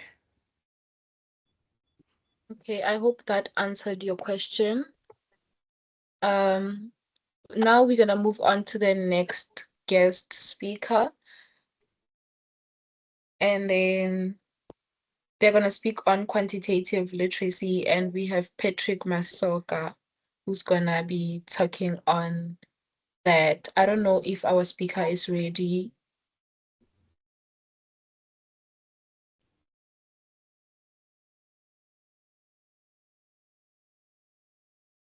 Letu, you can ask your question in the meantime. I think I'm ready. Good evening, guys. My name is Patrick Masoka. I am a first-year medical student at Nelson Mandela University. So basically, today I'll be speaking on quantitative literacy. It is part of the AQL component of the NBT. So basically, what the QL does is that it tests your ability actually to interpret numbers, to interpret graphs, tables, and real life scenarios. So you're not just calculating, but instead you're just analyzing the questions, you are critically thinking, and you're also applying a logic, basically. So one of the things that I want you guys to know regarding the QL part is that you need to have your mental maths at the tip of your fingers. That is one thing, the first thing I want you guys to know, because okay, number one, calculators are not allowed, right? And this section has a very limited amount of time. So if you're still struggling with like basic mental maths, 9 times 7, you still need to calculate. You need to be knowing this by head. So yeah, that's one thing I wanted to speak about. And then I'm gonna speak about the structure, but it has been mentioned before. I'm just gonna go over the structure. So with the AQL, right, it has about 7 sections. And of those 7 sections, I think about 2 or 3, I think it's 2. Yeah, 2 sections will be of the QL. So with these 2 sections, as it was mentioned before, you cannot go back to a previous section. So if you're doing I wrote in person, so if you're writing in person, you cannot go back to the previous section. If you are doing that section, for example, you are gonna have to work through that entire section. If you do not finish the questions, you can't go back, regardless of what happens. If the time is up, it's chai, you move to the next one. So make sure that you time yourself properly, make sure that you have actually calculated the amount of marks, because I think it is going to be, the first one is going to be about 25 minutes, and you're going to get around 20 questions. And then the second one, you'll probably get like around 25 questions and 30 minutes. And the thing is with this is that you have to, in most of the questions, you are calculating, you are using the basic math, as they've said, most people compare to actually to mathematical literacy. I also do believe that it is very much similar, because you're sort of like doing very basic calculations. But the thing is, it's not that you do not know this. The problem with this section is time. So that's the only thing that most people struggle with this section is time. You do not have time, and the very little time that you have, you need to analyze it. You need to utilize it well. So the type of questions that they ask are usually based on graphs. So you'll be given a graph, you look at the graph, you're gonna basically be interpreting the graph, right? And then you'd also get tables, you'll also get a lot of word problems. I know that there's a lot of word problems, and you'd also get stuff like conversions. There's a lot of conversions, converting probably for example, kilometers to meters, stuff like that. That's that. And then another thing I wanted to talk about are the resources that I believe are useful for the QL part of the NBT. So the resources that I use specifically, I'm a person who really believes in watching a lot of videos. That's one thing I did. I watched a lot of videos, but there's from oliko.com, there is a booklet that they have, which actually has a lot of a lot of things that you need to know about the NBT. So if you practically go through that entire booklet, and it's gonna start, it teaches you the very basic thing, how to do multiplication without using a calculator, division, and all of that. These are the basic things that I know that most students tend to like forget, because when you're writing your maths paper in your matric, you are gonna use your calculator. You even use your calculator for the most basic calculations. So I really think that that's one problem. Our brains are no longer used to doing manual calculations. So, and another thing is with the calculations, I'd advise that moving forward, whatever calculation that you're gonna do, try not to use a calculator. If it's a basic calculation, try not to use a calculator. I believe that that will be helpful. And my advice, as I've said, with time management, this is a very tricky part. Time is the problem here, as I've said before. So since you're having this section, which is QL, I'd advise that do the questions that you are 100% sure that you know. There is no time. So if you get stuck on a question, or you feel like you do not understand a thing, skip that question. You can always go back to the question if the time for that section hasn't ended though. So make sure that you write all the questions that you know, and then you go back to the questions that you skipped. But if you're unable to write them, then you can't go back to the previous section. And another thing, guys, is that you should read carefully. As much as it might seem that the QL has basic stuff, you really need to analyze.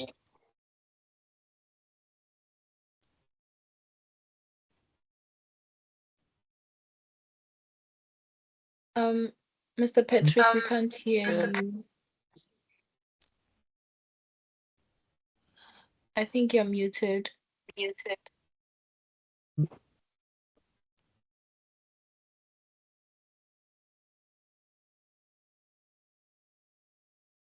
it okay now? Yes, it's fine now. Thank you. Okay. So as I was saying, I was speaking on what you need to do, as I said, that with the questions that you're gonna get, read carefully, read the statements carefully, make sure that you understand.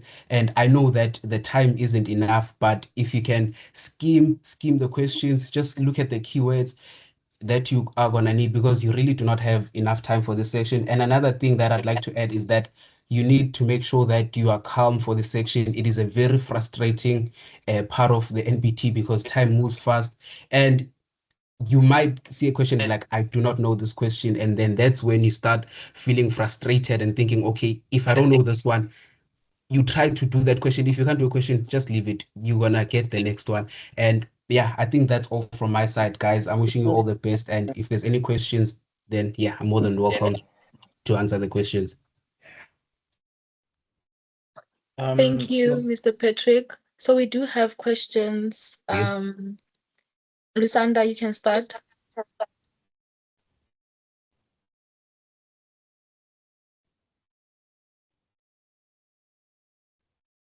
Oh, sorry. I wanted to ask to Mr. Patrick, like, what were your marks on QL? I mean, Guys, QL for me, actually, it was my lowest. It was my lowest because of time. I got 67 for QL. Yeah. so also in QL, like it assesses like your ability to like interpret graphs and also to do like your mental math. It doesn't need you to like study things that you're gonna need for university. You know what I mean? Well, I do not think there's everything that you're going to be tested, there's information that you've done before, just that you might have forgotten how to do it. So there's no new stuff that you need university information to do. So it's basically everything you've done across the years, just basic stuff, but you just need to remember how to do them. Oh, okay. So, sir, what were the resources that you used in order to prepare for the QL part? Okay, so as I've said, I've mentioned the booklet, the Oliko booklet. I think it's free. It's on oliko.com. That's the booklet that I did actually. I used that, and then the problem with the NBT is that they rarely share the past paper, so it kind of gets tricky with that. But I think that's the only thing I did, and I actually used to go back, watch videos, as I said, how to. Yeah. Sorry about that. Yeah, I used oliko.com and watched quite a few YouTube videos going back to like relearning basically the basic calculations that I had forgotten. Okay, thank you, sir. No problem. We have another question from Rilebogile. May proceed. It's not. Slicer.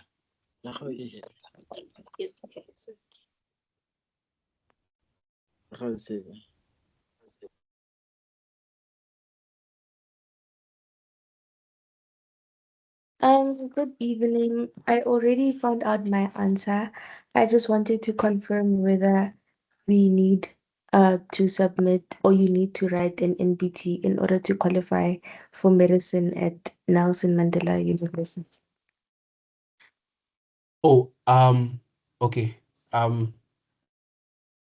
You do not need the NBT to qualify for medicine at NMU. You do not need the NBT. I wrote the NBT because actually I have to go back and tell you the story of how I ended up at NMU doing medicine. So I did matric in 2024, right?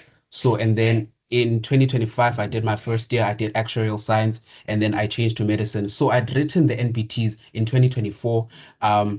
In 2024 for 2025 to get into actuarial science, and then that was that. And then when applying again for this year, I used the very same results that I got in 2024. Okay, thank you. No problem. We have another question. Kutlano, you can ask. Sir, good evening. I wanted to ask, can you please go in detail about the word problems, because I tend to struggle when it comes to solving the word problems questions. Okay. So let me see. I don't know whether how to explain this, but with the word problems, as I've said, I'll refer you to the booklet that I spoke about to try and do the questions in the booklet, because you will be asked something like, okay, if someone baked this cake using this amount of eggs, how many, and they want to bake 16 eggs, how many eggs should they do? So those are the type of questions that you will sort of encounter when you're doing word problems. So yeah, I'd refer you to that booklet. I think it will go into detail into how you actually, do those questions. Okay, thank you, sir. We have another questions from Eletu.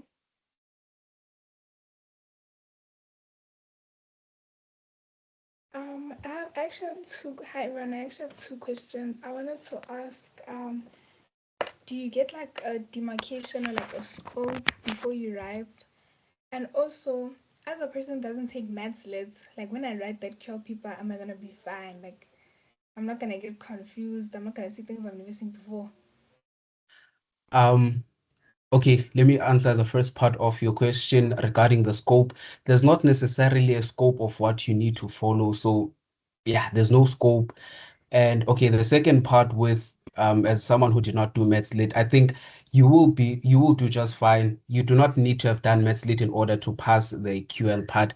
But I do feel like if you're someone who did Maths Lit, you would be sort of having an advantage over the QL part. But regardless of whether you did it or not, that should not put you in a disadvantage. As long as you practice problems, then you will do just fine. And then I hope you answered Eletu. Okay. Smoothie, so you can ask.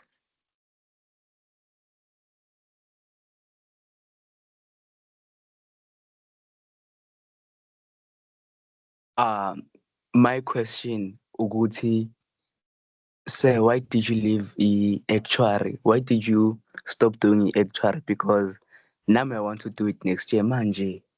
When you say you left it, hey, why did you leave it there?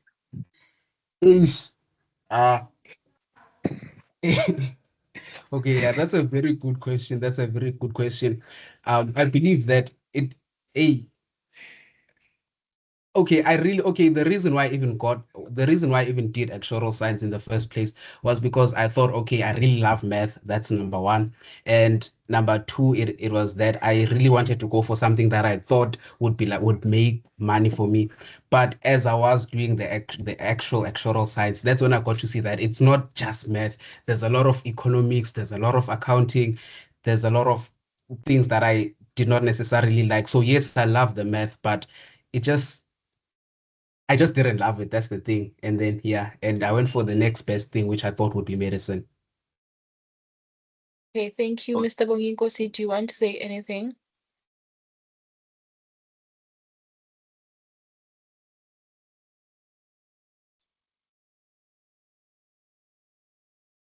Mr. Bonginkosi? Oh, yes. Sorry about that. So, I wanted to answer the first question with regards to like QL, like how do you study it? What do you look out for? The most of the things that they ask you are things that you already know, that you've been learning throughout your entire school career. Like, I'm not even joking. It goes down to understanding ratios, doing percentages, how to relate percentages, knowing what an absolute number is versus a relative number, what's a proportion versus what a ratio is. Um, Also things like interpreting, they'll give you graphs, you have to interpret those graphs. You know what a pie chart represents, you know what a bar graph represents, all these different things. Doing your things from statistics like your mean, your median, your mode, doing things from probability, doing general financial literacy, like interest rates and whatnot, and basic algebra, your measurements, and knowing your units and basic logical reasoning. That's the things that you should look out for in terms of preparing for your QL in order for you to be able to answer those questions quickly. Because a lot of the times you get these different graphs and you have to interpret them and they give you different statements and you have to check which of the statements actually align with what the question asks. So it takes a lot of time to read and interpret. So please practice how to interpret graphs, how to interpret extracts. The Olicomat does a good job, but I'm sure there's also other resources for QL. I'm just not sure that you can use to prepare. But don't be overwhelmed by this. It's things that you already know. It's just that the wording might be something that you're not used to. Okay. Okay, thank you. We have two more questions. Matapelo.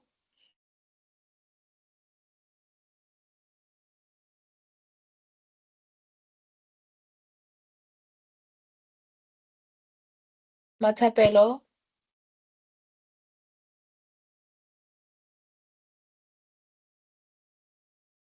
Okay, Lindo Bushe, you can ask. Yeah, I wanted to ask, can you change the date of your NBT?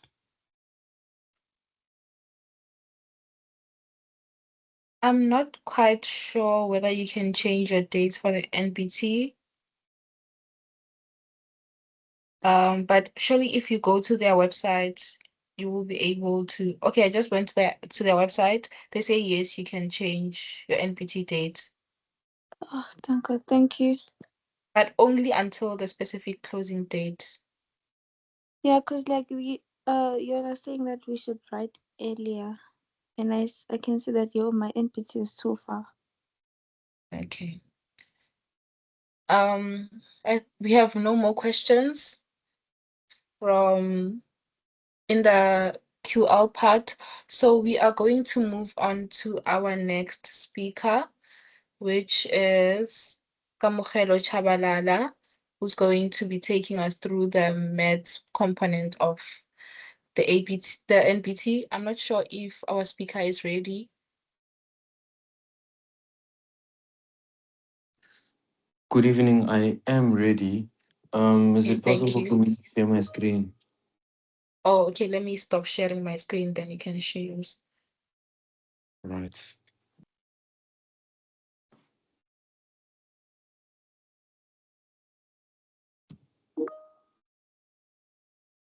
Okay, you can proceed to share yours. Sure.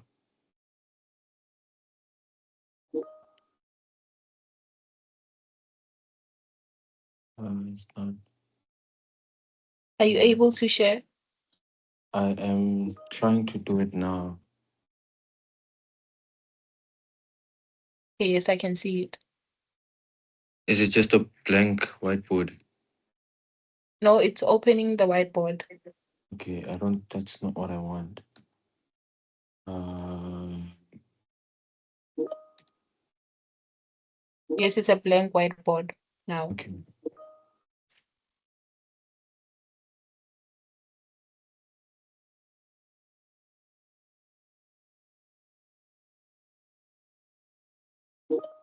How's my computer? Document. Let me just save that.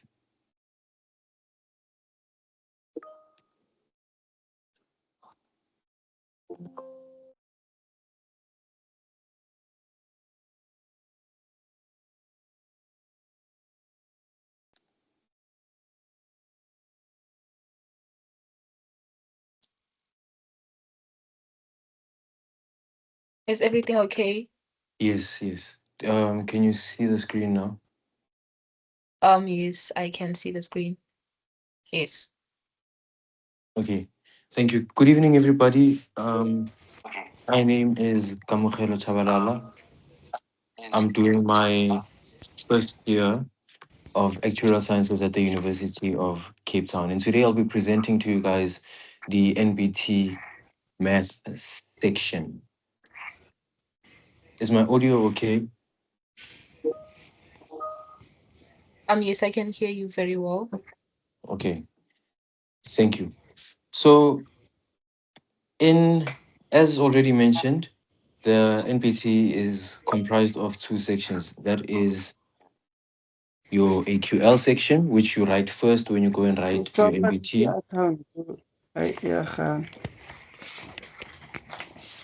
I don't know if that was addressing me or that's someone who's unmuted by mistake.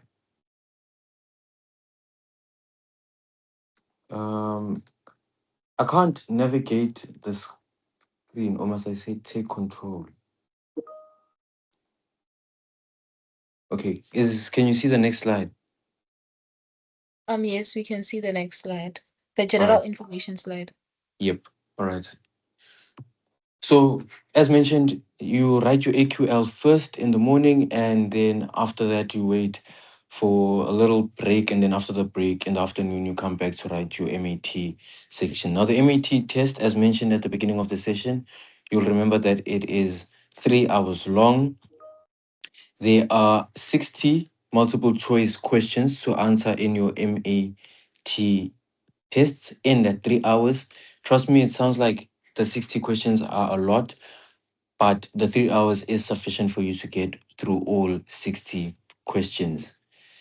The test examines all your mathematical knowledge that you acquire throughout your FET phase in line with the CAPS curriculum. So the standard is the CAPS curriculum because that is what majority of the country uses. And the assumption is that students who are in IEB and students who are using Cambridge curriculum or A levels curriculum, they already have the knowledge that CAPS curriculum has. But when we look at the content that is examined in grade 12, so remember FET phase is grade 10, 11, and 12. But for grade 12 specifically, I saw a message that says someone can't see.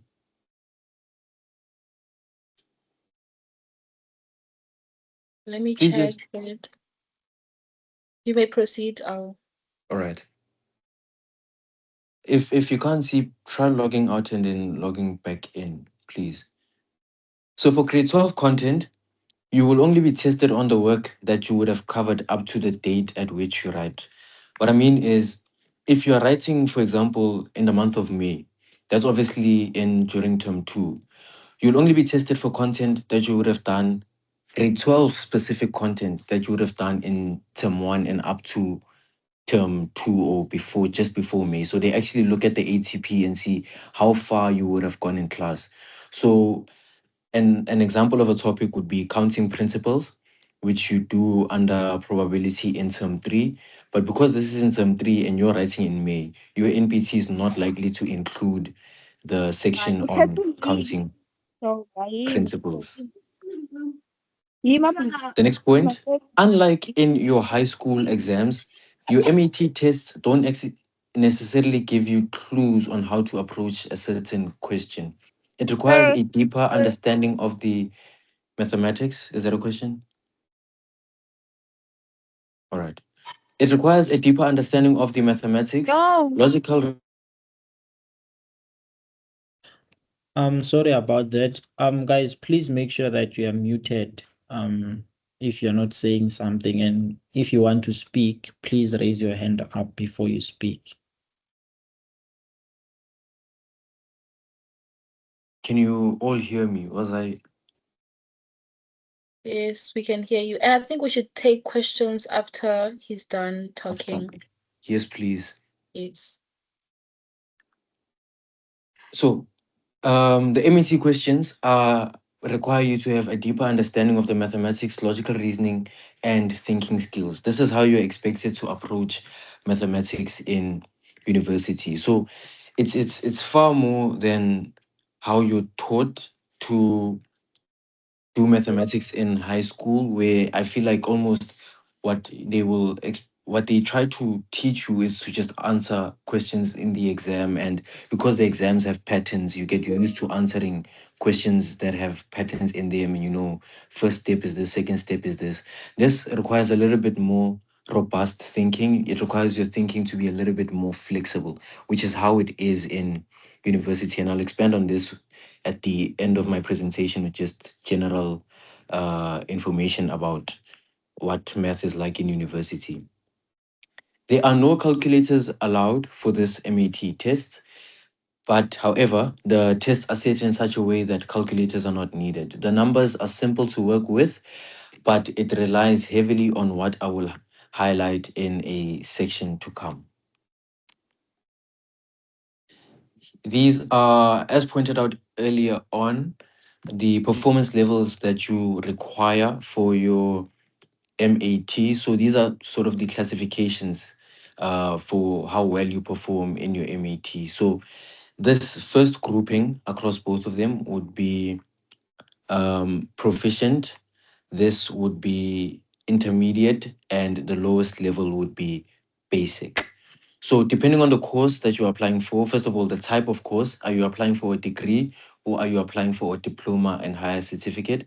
These would be the minimum marks that you need and the maximum marks that you need in, or the range of the minimum and the maximum that you need to get a proficient, an intermediate, or a basic pass for the NBT. If you're applying for a degree, you need to go to the prospectus of your institution and check, first of all, do they require you to write an MAT NBT? Because some courses just require you to write AQL. But if you're writing MAT, it's a package. You'll write your AQL and your MAT. So if your course like medicine, actuarial sciences requires you to write a MAT, you will be writing it with an AQL. And you just need to make sure you take note of the level at which they want you to perform at. Do they require you to get proficient in your MAT? Does it require you to get intermediate, or does it require you to get a basic? And proficient can also be separated with upper proficient and lower proficient, can also be split again into upper intermediate, lower intermediate, and that just depends on the institution at which you're applying and how they want to further classify the results. However, you do want to be performing in these sections of your proficient section, and your upper proficient, I would say, would be any mark that is above 75 or so. I believe that would be classified or deemed as upper proficient. So it's highly competitive. So please make sure that you go into this trying to obtain the most marks as possible. But in general, if you are writing the MAT test It means you are capable of writing the MET test, and people tend to do a lot better in the MET test as compared to the AQL test, particularly because of the AL, the academic literacy. The English there gets quite confusing. These are the topics that are covered in your MET test. So we have algebra and algebraic processes and manipulation. Everything that you know about algebra can be examined in the MET test, but it's not examined in exactly the same way as it is examined in your NSC exams. You need to know your functions as both graphs and equations. These include linear functions, quadratic functions, your hyperbola, your cubic function, exponential function, your logarithmic function, which is introduced in grade 12 math when you're doing inverse functions, and you need to know all of their properties. You need to know financial math. You need to know trigonometry, including trig functions and their graphs, trig ratios, the trig identities, 2 and 3D trigonometry, and your sine, cosine, and area rules. You need to know measurements relating to 2D and 3D objects. That is your volume and surface area for 3D objects, and your area and perimeter or circumference for your 2D objects. You need to know analytical geometry. You need to know Euclidean or circle geometry. You need to know data handling, which is statistics, and you need to know your probability. So I will go a little bit further into some of the niche or key things that I think they are important for you to go into this test, like just knowing off by heart, to make you experiencing the test a lot more easier. Nope, I just saw that question. You are not given a formula sheet, hence this next session, which is prerequisite knowledge that is crucial. So you need to know long division and multiplication. So you need to know, first of all, your multiplication times table, things like 6 times 9, 3 times 12, those things should be coming naturally for you. But I know that we've lost that ability because of calculators, and we're able to use calculators. And university math as well. The math course that I'm doing specifically, we are not allowed to use calculators. Hence, the NBT doesn't expect you to use calculators because remember, it weighs your preparation for university. You need to know how to do long division. Most of us last touched this in grade 5, but you need to know how to do long division. You need to know your definition of an odd and an even number. So you should know that an even number is a number that is a multiple of 2, and an odd number is a number that is not a multiple of 2. In other words, when you divide that number by 2, you have a remainder. So for example, using variables, we can define an even number as k is equals to 2 times n, where n is any integer, and an odd number can be defined as k is equals to 2 times n plus 1, where n is any integer. So think about it. 2, the number 2 is an integer because 2 is the same as 2 times 1. So that would be the definition of an even number.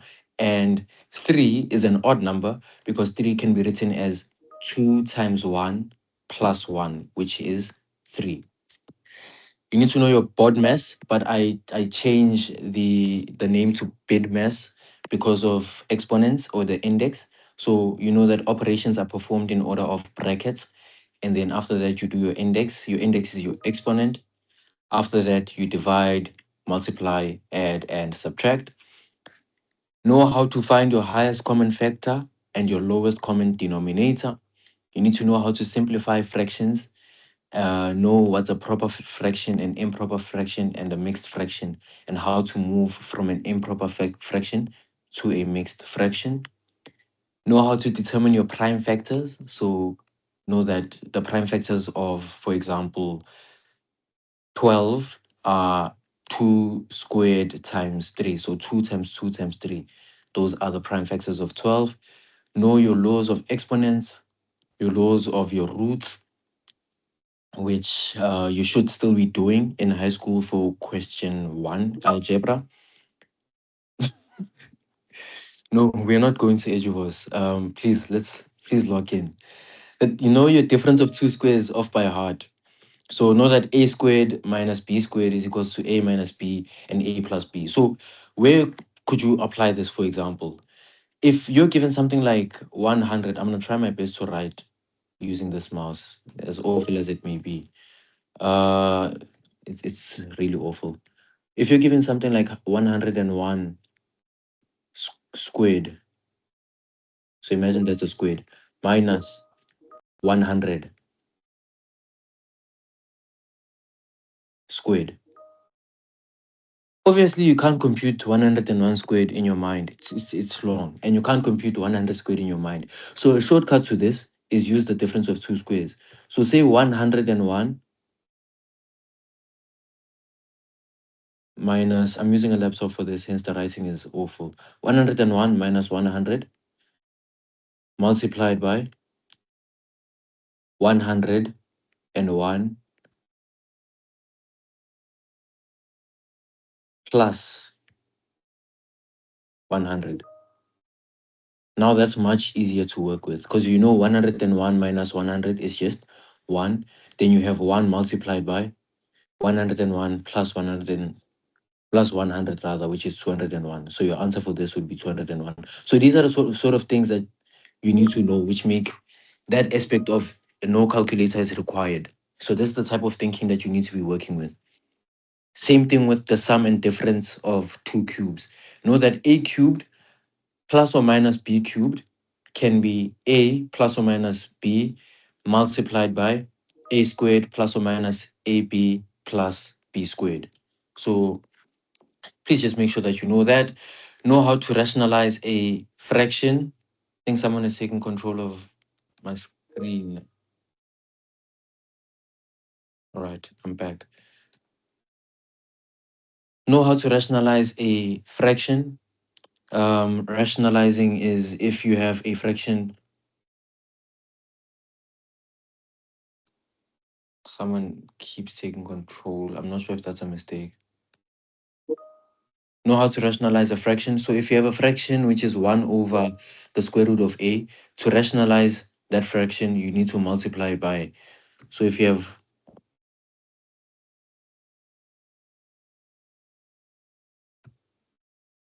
1 over the square root of a, just imagine that's the square root of a. To rationalize this, you multiply it by the square root of a, imagine that's an a, over the square root of a. And then now, what do you apply? You apply your multiplication of two fractions. Now you have the square root of a all over, and then you apply your laws of your roots. You know that the square root of a times the square root of a is just equals to a. So know that. That's very important. And know how to make a variable the subject of the formula. Continuing, know your quadratic formula off by heart. Crucial, crucial, crucial that you know it off by heart, because there will be some solve for x that you're not able to perform using basic factorization.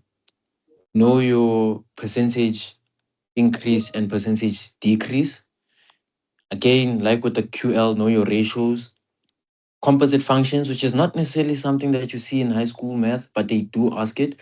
So, which is f of g of x. So I put an example. If f of x is equals to x plus 3 and g of x is equals to x squared, then f of g of x, it means in the place of x, where you have f of x, in the place of x, you substitute g of x. So you substitute x squared. Hence, f of g of x is equals to x squared, because in the place of x, I substituted x squared, and then I say x squared plus 3.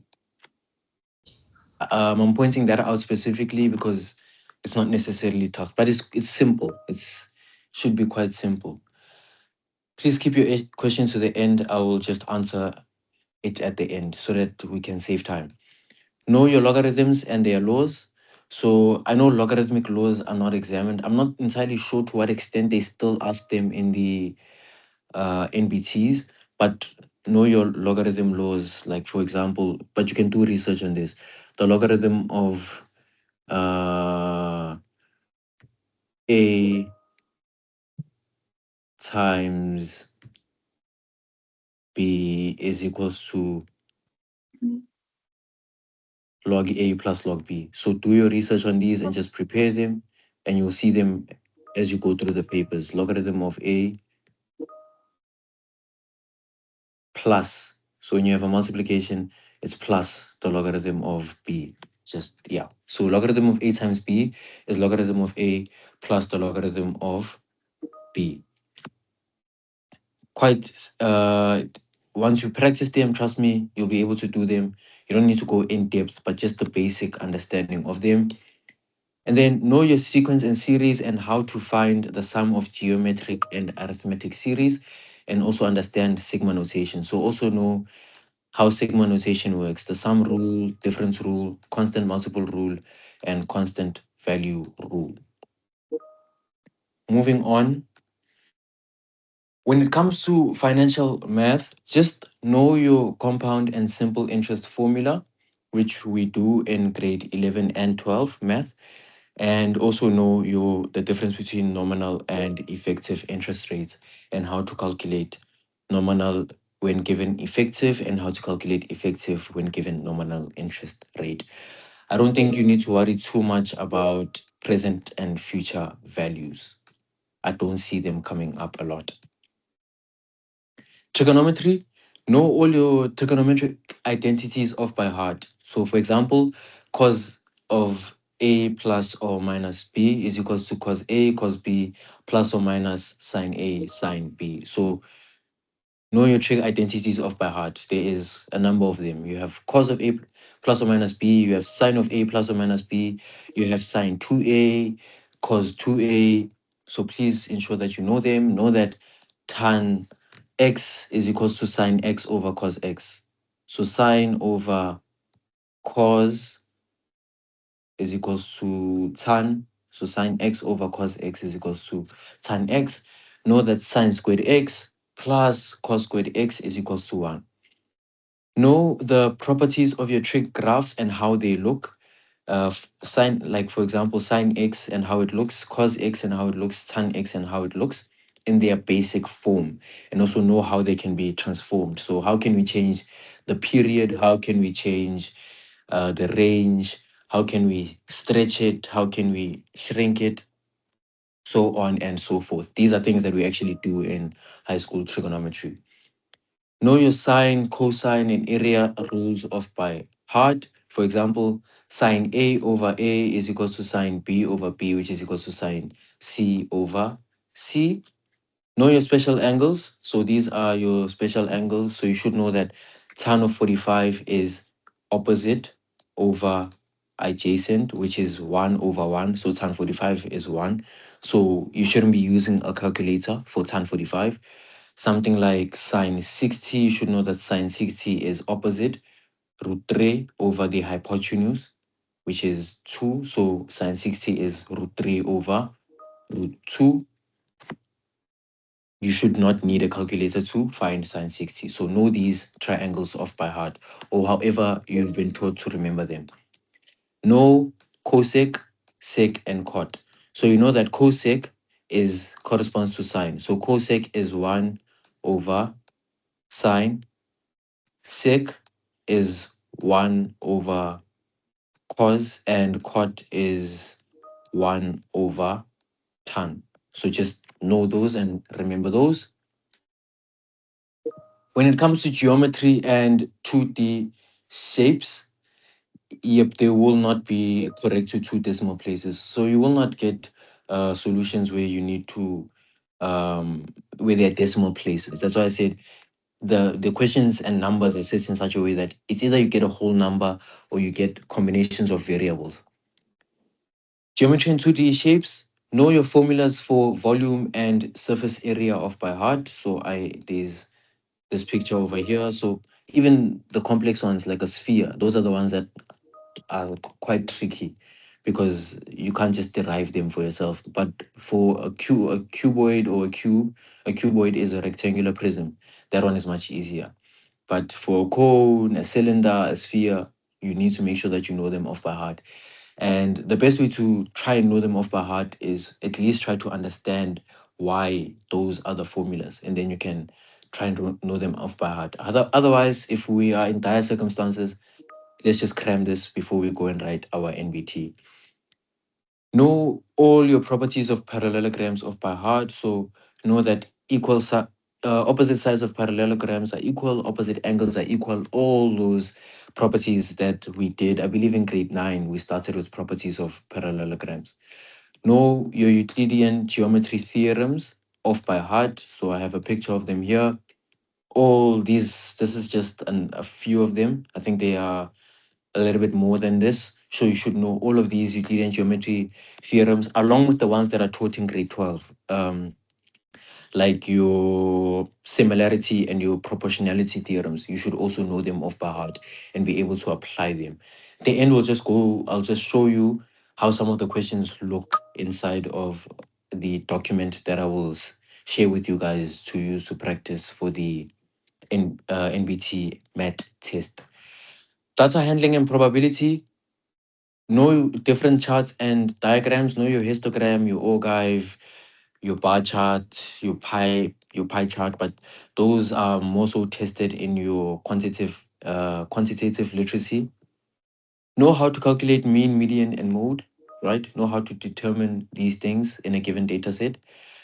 For probability, know how to draw and interpret a tree diagram, and know your addition rule and probability off by heart. So know that the probability of A or B is equal to the probability of A plus the probability of B minus the probability of A and B. That's all the things that I believe that you should go into the NBT test knowing off by heart, which is crucial because you cannot use a calculator. So those are things that you should know off by heart. Some of them are shortcuts to help you solve or answer questions. Some of them are just necessary and knowledge that you should already have. And we assume you have it as a grade 12 matrix, that's redundant, as a grade 12 student.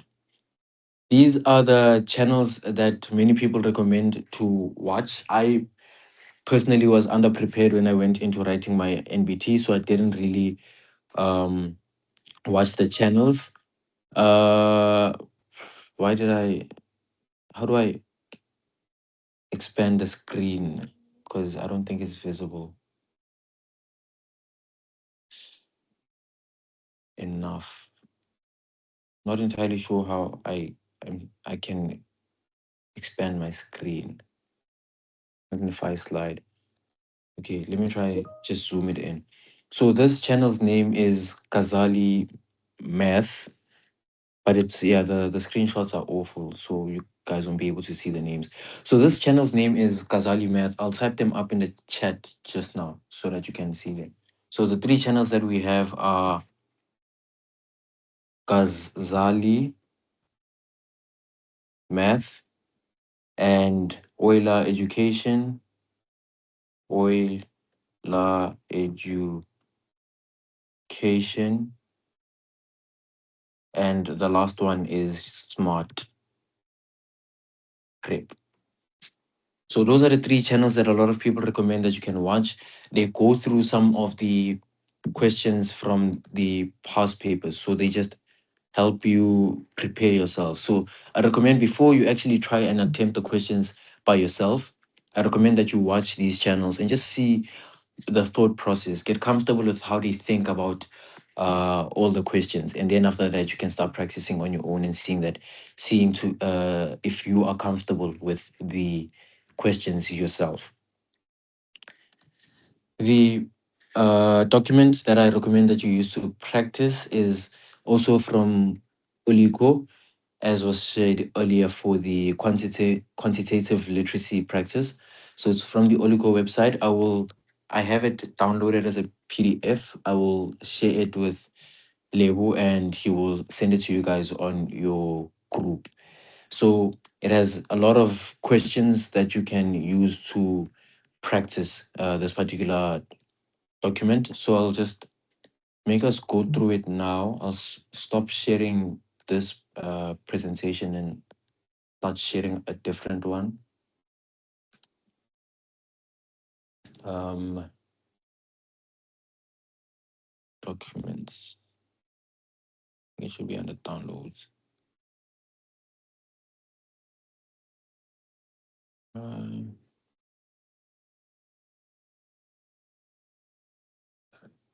Let me just give me a second to look for it.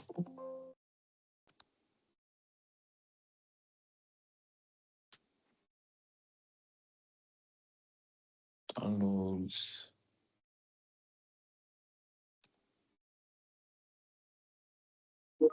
Documents. Save.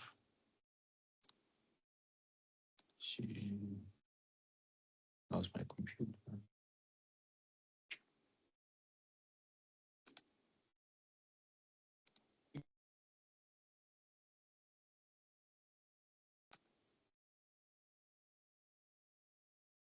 I don't.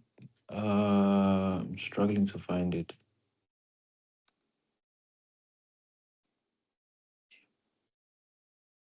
In the meantime, we have a question from Lindo Bushe. All right. Do you find it? We can take the question in the meantime while I'm trying to get it up. Okay, Lindo Bushe, you can ask. Okay, I want to ask about, so like say one mentioned that they also take into account the fact that like the background, which type of school you from, everything else when they Yep. are like marking, because I feel like that's the only thing that will make me pass shame. For math, um, so with acceptance to universities, there is what we call a historically disadvantaged factor, right? So they Mm-hmm. do look at background in terms of your socioeconomic background, the type of school that you're coming from, access to resources. Are you obviously historically people of color are disadvantaged or black people are disadvantaged? So they do weigh those things when they are considering acceptance because of what do we call this? Because of redressing past inequalities. However, when marking your NBT, no, they will not consider So that. like they But judge me the same as like the other kids, despite y- the fact that which background I come from. yep. So the assumption is that it's a standard test that is being administered on the assumption that every learner from every school, and that's why I said the standard is the CAPS curriculum, because public schools in our country, from quintile 1 schools, all adhere to CAPS. So unless if you're an independent school or you are a school that is part of the IEP or Cambridge, then it is assumed that CAPS knowledge is enough for you to be able to write the math test. So when marking, no, they don't consider your background. But in terms of when you apply and the universities are then deciding on acceptance, there is a disadvantage factor that they consider. Okay, thank you. Sure. Were you able to find the document? I'm struggling to find it. It's downloaded, but I'm struggling to find it when I want to share my screen. So we can take more questions because the section after this was questions in any case. So we can continue taking questions until I can just bring it up. I'm sorry to disturb. Can I share it on my end and you'll just tell me to move All whenever you right. want me to? Okay. Okay, yeah, that also works. But also another option that works much better is if you share your screen directly instead of trying to present it here on Teams. You Okay. share your screen, then you open the document using an external app, maybe your PDF reader. Oh, I see that. Okay, that makes sense. Yes. Yeah. So now my entire screen is open. Okay. Is it okay? It's clear. Sharp. Uh yeah, so this is the booklet that you're gonna go through. I summarized all these details here about what exactly you should be knowing for the math NBT. So When I say algebra and arithmetic, look at the first question here, right? So this is knowledge that you should have acquired in grades 10, 11, and 12. So the first question, you can already see you have 1 plus 2 divided by 3 divided by 2 over 3 minus 1 over 4. So now it's already speaking to about 4 of the things that I mentioned. It's speaking to BODMAS because you need to know order of operations. You need to know that you divide first before you add. Uh, with this fraction on the bottom, you need to know that you need to find the lowest common denominator of 3 and 4, which is 12, and combine them into one fraction. And then after that, you need to know that you can then take that fraction on the bottom and multiply. Instead of dividing, you multiply by. So what I'm trying to say is something's a better shown than said. So I can't annotate. Okay, there. So if I have A divided by B, this is the same as, I can say it's A multiplied by, obviously B is B over 1. So now I can have it as 1 over B. So that's the same principle that you would apply here. So notice what we mean by no calculator is allowed to evaluate this, and you should know your order of operations. That's just one of the questions that you could expect in your NBT. Stop annotating. Okay. Find an expression for R. This is making it a variable the subject of the formula. So you should be comfortable with this. This tests whether or not you know how to solve equations that are not just numbers, but they are working with variables, right? And you need to be very careful with the answers because some of the answers that are given here are made in such a way that they account for silly mistakes that you guys can make. So you'll make a silly mistake and you'll find that that answer is actually here. It's one of these answers. And you'll pick that and you think it's correct. So you actually need to make sure that you are not making such mistakes. As I mentioned, know your exponential rules, know your root rules, word problems. Two integers have a sum of m and a product of n. Find an expression for the sum of the squares of the two integers. Those are word problems. So you should be able to interpret this and form expressions. Financial math.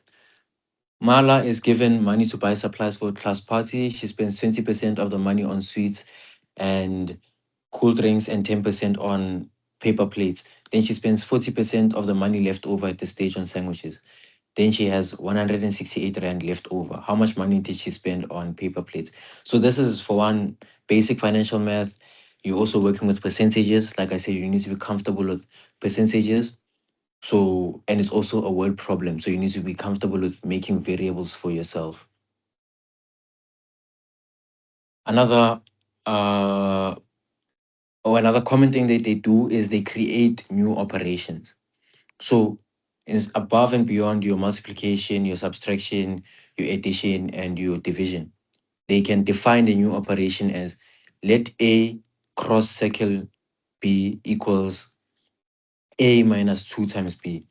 Then find the value of 7 cross circle into 5 cross circle 2. So BODMAS still applies here because you need to perform this operation first, and then after that, you can perform this operation with whatever is inside of here. But again, BODMAS applies here because someone is going to come and say, for example, if you take 5 cross cycle 2, and they say A is 5 and B is 2. So they say 5 minus 2, and then they say that's 3 multiplied by B, which is 2. So 3 times 2, and they say that's 6. But that's incorrect because you're supposed to say 2 times 2, which is 4. And then you have 5 minus 4, which is 1. So take note of such things. Order of operations. Here you have ratios for this question. Ratio 3 to 4. After they each spend 100 Rand, the ratios they have left over is 1:2. What is the amount which they have with which they started? Again, you need to be comfortable with working with ratios.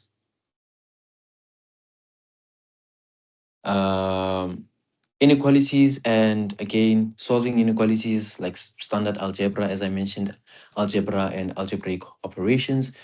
These are your functions. These are questions as matriculants that you are probably encountering now. If you are given the square root of a quadratic function, how do you find the maximum value or the minimum value? So here they say which statement is true. You rule out, can this function have a maximum value? No, it can't have a maximum value because the function that is under a square root, the square root is a quadratic function that has what I would call a smiley face. So it's a quadratic function that looks like this. It's a quadratic function that looks like this. And we know that this particular quadratic function has a minimum value. So general knowledge such as this, you need to be comfortable with it as you are going into the test.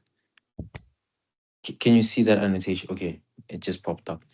So general knowledge such as this, you should be able to be comfortable with as you're going into this particular paper. Laws of roots are here again. Should be able and comfortable to work with them. Sigma notation, the sum of the sum of 2n minus 1 from n is equals to 1 up to p. You need to be able to evaluate this expression, as I mentioned earlier on. Financial mathematics. Two boys are born in January of different years. In January, when the boys turn 7 and 11, their father invests 12,000 Rand at 7% compounded monthly. When each son turns 21, they receive 8,000 Rand from their investment. How much will be left in the account immediately after the son receives his money? You need to be able to work with financial math.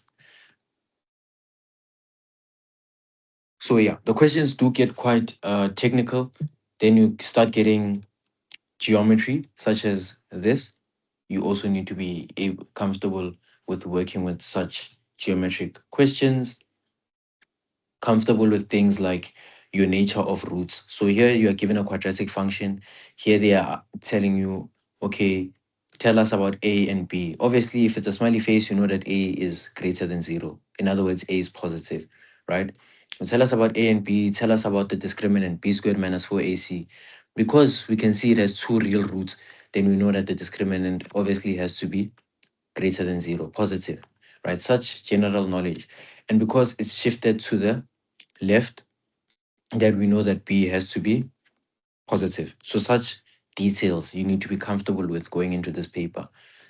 Trig functions, like I said, you need to be comfortable with the normal trig functions, and then how can we then transform them? How can we change them? We can change the period, we can change the range, we can shift it up and down. Do you see all of that? And then now they ask you about the range of f of x. Be comfortable with working with this. Know perhaps how to sketch this function without using a calculator. Then you're giving this. I said earlier on, you should be able to find your roots using your quadratic formula. And here it is. They're using it here. So you should be comfortable with working with it, even in cases where you're not necessarily even given numbers, but you're given other variables inside of the expression or equation. Trig functions again, just want to go to more of the geometry questions. So these are some of the geometry questions that you can expect. So they are not easy and straightforward. So you actually need to think through them. Hence, practice is honestly the only way that you can prepare for yourself for this test. Otherwise, in that 3 hours, you will see the shock of your life. But if you practice, trust me, you'll get very comfortable with these problems and your mind will be prepared to be able to work and encounter them. Like I said, be comfortable with your sine and your cosine rules. Here's an example of 3D geometry where you need to apply your sine and your cosine rules. Be comfortable, as I said, with your trig identities. Here you have sine 2x. You should know that sine 2x is sine x cos x. So they want you to take this and change it into a product. Gets very, very technical. More geometry there. As I said earlier on, volumes and surface areas of cuboids or rectangular prisms, you need to know them off by heart, because otherwise there is no formula sheet to go and refer to. Same thing here. Circle geometry, you need to be able to interpret equations of circles.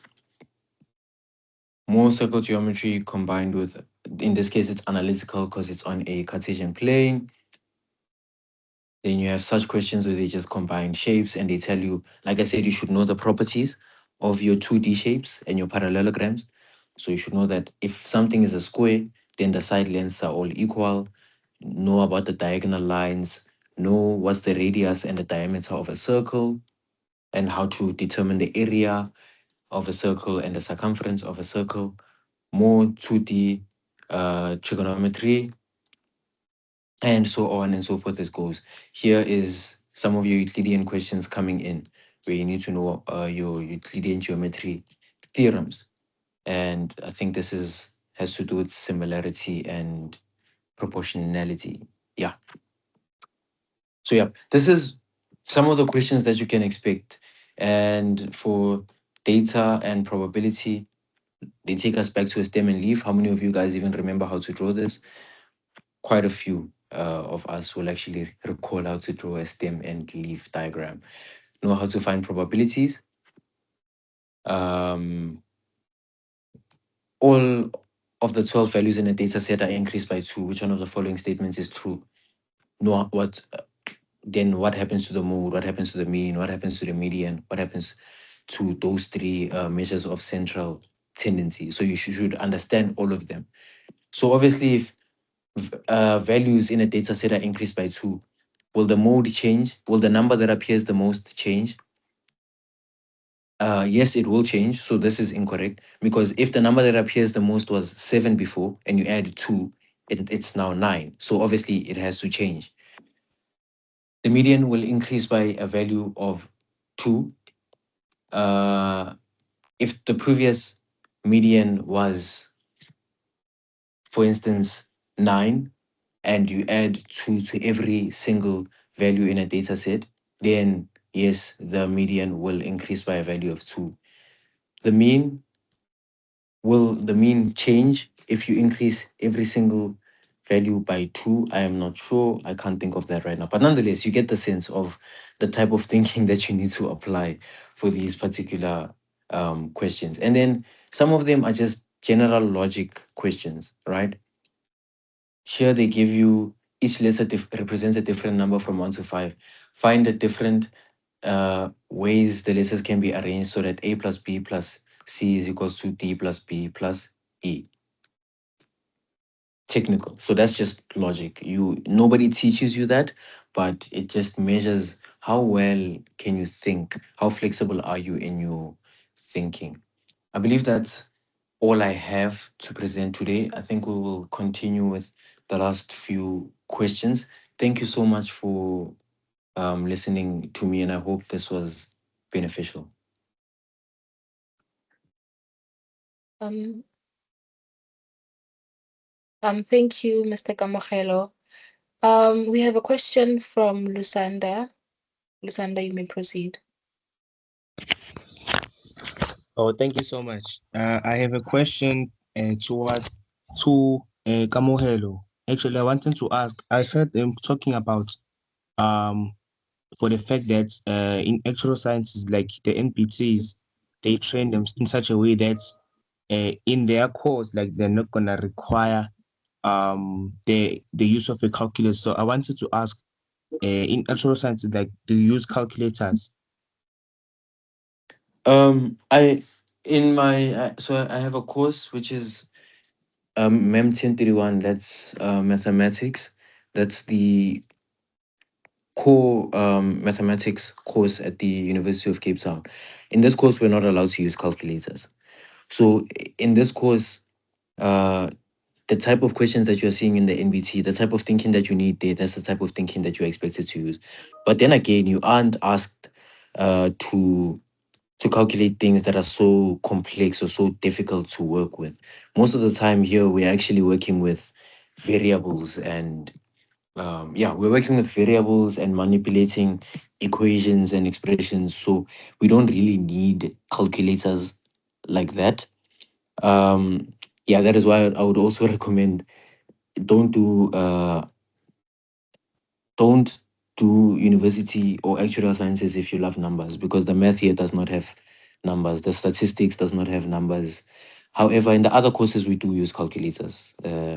For financial math in Introduction to Actuarial Sciences, we use calculators. So it's just the core math course that no, we are not allowed to use calculators. And that's the case, I believe, with many of the core math courses across the different institutions. Okay, thank you. Sure. We also have another question from Luandle. Okay, sir, I have a question. May I ask if you remember, Yep. how did you structure your timetable to balance schoolwork, which is overwhelming in grade 12? How were you able to balance schoolwork with NBTs? If you remember how you structured your timetable, maybe please share how you structured it. To be completely honest with you, like I said, I went into the NBT underprepared because even those YouTube videos that I recommended for you guys, I did not necessarily spend too much time watching them, but I did go through the document here. And I think it was because it was at a time where I wrote at a time where I was also preparing for my June exam. So it can get quite challenging to balance your time. But I think I won't give you a specific structure to a timetable, but look at when are you going to write your NPT, right? So if, for instance, you're going to write in 3 months' time, then 1 or 2 hours for the first month, 1 or 2 hours every Saturday dedicated to just doing NBT can be enough. And then in the second month, you can do a little bit more every Saturday. And then in the month leading up to you writing, in the weeks leading up to you writing, in your timetable, if you can include it now 3 days a week, if you do 1 hour of just NBT questions before you go to bed, and then on the weekend, instead of 2 hours now, on Saturday and Sunday, you do 3 hours preparing for NBT questions. I believe that you will be comfortable. And I feel like it doesn't really take away because it's in conjunction with the material that you're learning in math. So if you're already comfortable with your math material, challenge yourself by practicing the NBT. So just look at it that way. See when are you gonna write? If you're a person who's gonna write in 2 weeks from now, then you should be giving NBT questions out of the 5 days of a school week, 1 hour each day, and then on weekends, 3 hours on a Saturday, maybe, and then 2 hours on a Sunday. So that would be the best way. So, but just make sure that you can actually prepare yourself adequately so that you can perform well in your NBT. Because I know people who did super well on their matric results, but were unable to get into the UCT XI program because of the NBT. So yeah, just make sure that you actually do well in your NBT. Okay, thank you, sir. Sir, I also noticed that in the document there's no memo for the questions. So how would you recommend for us to get the answers? For that, I would recommend that you use artificial intelligence. So if you take a screenshot of the question and put it into like ChatGPT, and then it will give you the answers to a particular question. Okay, thank you, sir. So you recommend ChatGPT? That's the one that you recommend. That would be, yeah, ChatGPT. With these Okay. questions, it can help you find the solutions and also explain how it got to the solutions. Okay, thank you, sir. Sure. We also have more questions. So Lusanda, you can proceed. Oh, sorry to ask so much. I've been asking a lot this evening, but then I wanted to ask, like, in terms of like the preparations and during the exam, like, are we allowed to like maybe move around through the questions? Is it the same as how as like the Oh, typical MC exam where you can start with any question? yep, yeah. So you have in that 3 hours of doing the 60 questions, it's not like your AQL where you have a specific time on a specific question. Here, you can start with any question. So yeah, that actually brings me on to something important. Um, allocate your time efficiently. So let me do some quick calculations if I can get my calculator here. So, like I said, you have 60 questions and you have 3 hours. 3 hours is 3 times 60. 3 hours is 180 minutes. And I said, out of that 180 minutes, you have 60 questions. So, if you say 180 divided by 60, that means on each question, by all technical means, you should be spending 3 minutes trying to figure out that question. Some of them they will take you 1 minute, some of them will take you 2 minutes, some of them will take you 3 minutes, but some of them will take you 5 minutes. But here's my recommendation: you don't want to spend your time in the first 10 questions. Each question is taking you 6 minutes, and you've just done only 10 questions, and now 60 minutes is gone, a whole hour is gone, and now you're left with 2 hours. And out of that 2 hours, which is 120 minutes, you have to answer 50 questions. Now you have to do each of those 50 questions in almost just 2 minutes.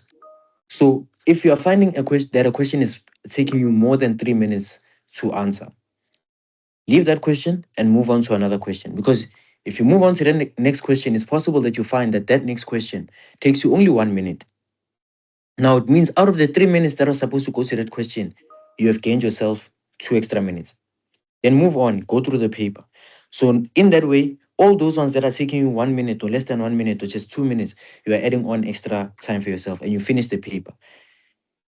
And out of that, maybe out of 60 questions, I would imagine about 40, if you practice well, 40 to 50 of them, you should be able to have answered and actually be confident in them. And now, because they were taking you 1 minute, 2 minutes, all those other 1 minutes, that extra 1 minute or 2 minutes that you were accumulating for yourself, now you go back to the difficult questions and you can try to attempt those difficult questions. And now, also, the method of going back, you as you go through and you do the other questions, you become more confident because you're getting them right. Now, when you go back, you have a little bit more confidence, you have technically a little bit more practice, and you realize certain mistakes that you were making. And then now you can tackle that question that you were finding challenging. So if you're finding something so challenging that is taking you more than 3 minutes, skip it, move on, try and finish the paper. There is no point in getting the first 30 questions right and getting 30 out of 60 because you were taking so long on them, and then rather going through everything and finding that actually after those 30 questions that you did, there are questions that are so easy for you, like you knew the answers. It would be so uh, unfortunate for you to find that there are actually questions that were so easy you could have found them right in less time. And then if you actually did that, maybe you would have gotten, instead of 30 out of 60 questions, you would have gotten 40 out of 60 questions, you see. So that's my strategy when it comes to time management. Otherwise, you can do them, start with any question, move through it however you like. One last question. Like, Yep. how much did you got for your maths? I got 91 for my math. So like I said, people tend to perform a lot better in the MAT. Trust me, if you practice, you'll be you'll be very comfortable in the MAT versus my AL, which I'm embarrassed to talk about. But if you practice for your MAT, I think it's very possible to do well. And remember, I told you, as I said, I didn't go in with as much practice as I would have liked. I feel like if I did, even 100 would have been possible. A lot of people score around those marks: 97s, 98s, and 99s, and 100s. So if you practice, trust me, you can do very, very well in your MAT. Okay, thank you, sir. I think I'm good on my side. Thank you. Sub. Okay, we still have more questions. Mr. Lebohang, do you want to say something? Time. before we No, proceed? no, it was a mistake. Oh, okay. So we have a question from Kudrano. Kudrano, you may ask. Wanted to ask, are we like allowed to like wear like a watch to time ourselves during the when writing the MBT for maths, or like would they just display like the time for us? You are allowed, and I recommend that you wear a watch. They aren't. I'm not sure about smart watches, but the best option would be for you to use a analog watch, or a watch that isn't a smartwatch. In other words, you don't it there's no possibility of you having a calculator on your watch.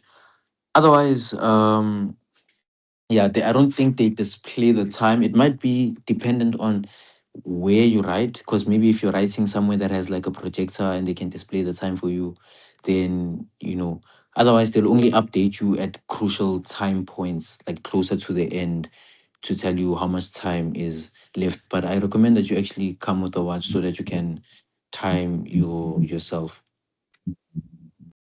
Okay, Um, thank you, sir. so just to add Sure. on that, smartwatches are not allowed, Okay. but the traditional watches, you can wear them, even though it's not quite recommended that you wear them, but you can. But when it comes to the MAT, I will also mention 3 hours is a long time. So now when I'm bringing it down to uh 3 minutes per question, it might sound a little bit daunting, but best believe that 3 hours is a long time. You will see people getting out of there after 1 hour. And also, to add on to that, don't be shaken, don't be intimidated when you see people getting out of the test venue after 1 hour and you've only done less than half of the paper. There are just people who are like that. Those people are doing A levels, right? Those people are doing Cambridge, they're doing A levels, they're doing different curriculums which are just higher. So don't be pressured by that. Go at your own pace. You will finish the paper, and if you practice sufficiently, you will get the same marks as someone who's doing the A levels. So it's a benchmark. It puts us all on the same level. Um, thank you. We have another question. Oh, we had Hearns here. Okay, I guess we no longer have questions. Is there anyone that has a question? Okay, Katlego. So, sir, may I please ask, what happens if your NBT marks are like better than your grade 11 or grade 12 marks? Does that better your chances of being accepted? Um, I'm not entirely sure, but I'm under the impression. So again, it depends on one course, and it also depends on institution. Because remember, there's what we call there's admission point score, which is contingent on your grade 12 marks. Your grade 11 marks, I will point out, your grade 11 marks are necessary for provisional acceptance. That's a conditional offer, right? That is, in grade 11, did your results meet the minimum requirements, right? And that's what they will look at. However, your final admission is dependent on your final results. Do your final results meet the minimum requirements, for one? And also, now, are they good enough in terms of competition, right? And also, they then calculate again faculty points score. So I know with my faculty, the faculty of commerce for actuarial sciences here, the faculty point score combines your APS. So in a certain way, they will uh, determine your points from your NSC marks, and they'll also determine your points based on how you did in your NBT, and they will combine them, and that will give you a faculty points score. So with the faculty point score, that's when now they start sort of cutting down to say, okay, if we received 2,000 applicants, and these 2,000 applicants generally, because I mean, majority of us, for example, if you're considering a degree like medicine or XI, many of us will get out of matric as top performers. But now we need to cut down, and that's what they used to cut down. They'll use your faculty point score, which will combine your NBT performance and your NSC performance to cut you down. So, but again, the NSC results, the final grade 12 results are the most important. Your grade 11 results are important for conditional offers. So if you do better in grade 12, it's still possible that you can get an offer to go and study at the institution that you applied for. But your NBT marks are in conjunction with your NSC marks. So I wouldn't necessarily say if you do better in your NBT, and again, the standard is not the same. So they can't directly say, okay, because you didn't do so well in your NSC, but you did well in your NBT, so we'll let you in. They will maybe combine the points and see if we combine your NSC and your NBT, how well did you do, and also compared to other applicants. Okay, I hope that was I hope clear. that, yep, I hope that answers your question. And then we also have a question from Erica.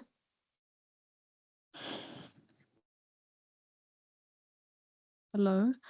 Hi, I wanted to find out, since I opted to write online, would it be mandatory for me to go to a certain school, or would I be writing online as in like from the comfort of my home? Or would I need to go to a library or something? Because they didn't really provide me with a designated location as to where I would be writing since I opted to write online. When you write online, you write from the comfort of your own home. However, they are also very, very strict when it comes to writing online. So you need to make sure that on the day that you write, the environment that you're in, whether you're at home or wherever it is that you're at and where you'll be writing, there'll be no interruptions. No one will walk into your room. There'll be no background noise.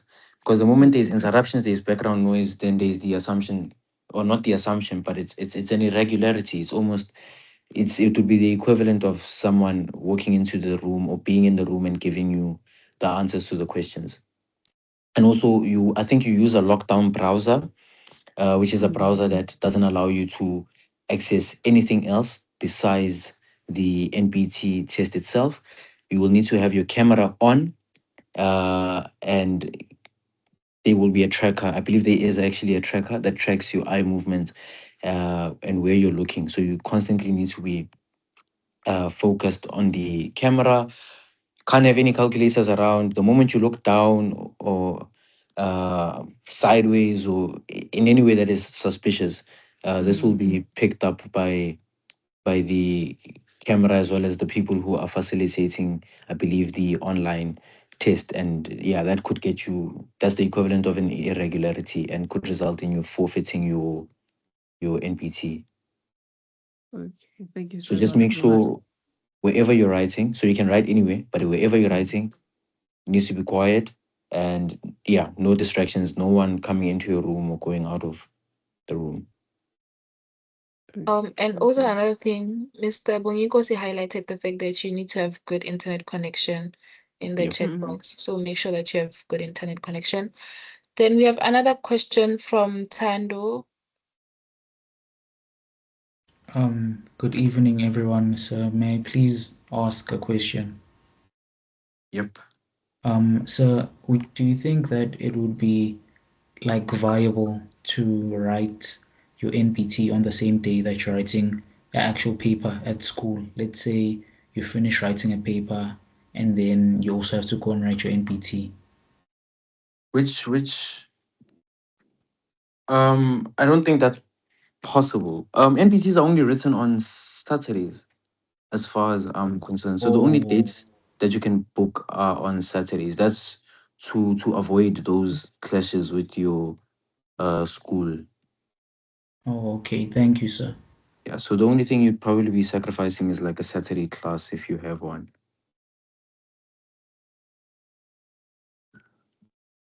I hope that answers you. Yes, thank you, sir. Sharp, sharp. Okay, we no longer have any hands. Are we all fine, guys? Okay, Arnold, you may proceed. Evening. My question is that if you had terrible marks in grade 11 and do not meet the minimum requirements for a course you want to do and you get a rejection, is it possible that if you do well in your NBTs and your matric finals, that the university or institution that you're applying to will like retract that rejection? I'm not entirely sure. Can I pass that on to someone else? Mr. Lebukhang wants to answer. Okay, no, I didn't want to answer, but I wanted to say that if you guys don't have questions like related to maths anymore, I think we can release Mr. Kamohelo here because I know that he's going back to school tomorrow.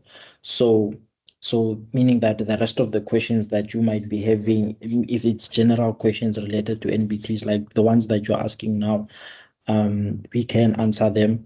And also to answer that question, I'll use myself as an example. At UCT, I was because like when you apply with your grade 11 results, and if you don't meet the minimum requirements, it can like be a rejection straight away.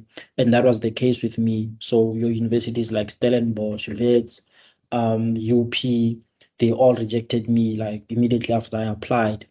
Then there was no appeal whatsoever with those institutions. But with UP, I know with UCT, for sure, there is an appeal. You can appeal once you've received all your results. Then yeah, that's how I was able to get into UCT, by the way.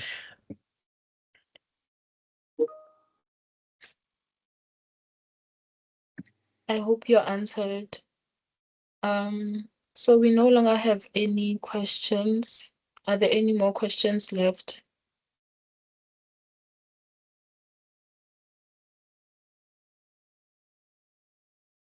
Okay, I don't see any more hands.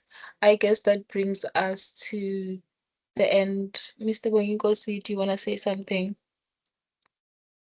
Oh yeah, so as we're concluding, I just wanted to thank all the presenters that presented today. Thank you all for taking your time to impart this really valuable knowledge that we wouldn't have gotten anywhere else. I didn't have the opportunity or the privilege of getting this valuable information, and I really think it would have done a whole lot different in terms of the marks that I got. So I just want to say, please, guys, appreciate the effort that was put into this. Thank you, Kamohelo. You had a very quite comprehensive and detailed explanation of the MAT and what's required and what everyone needs to know, as well as all the other presenters that aren't with us at the moment. Thank you all for taking your time. I just wanted to appreciate that. Yeah, you can continue. Okay, thank you. I saw a hand here. Was there a question?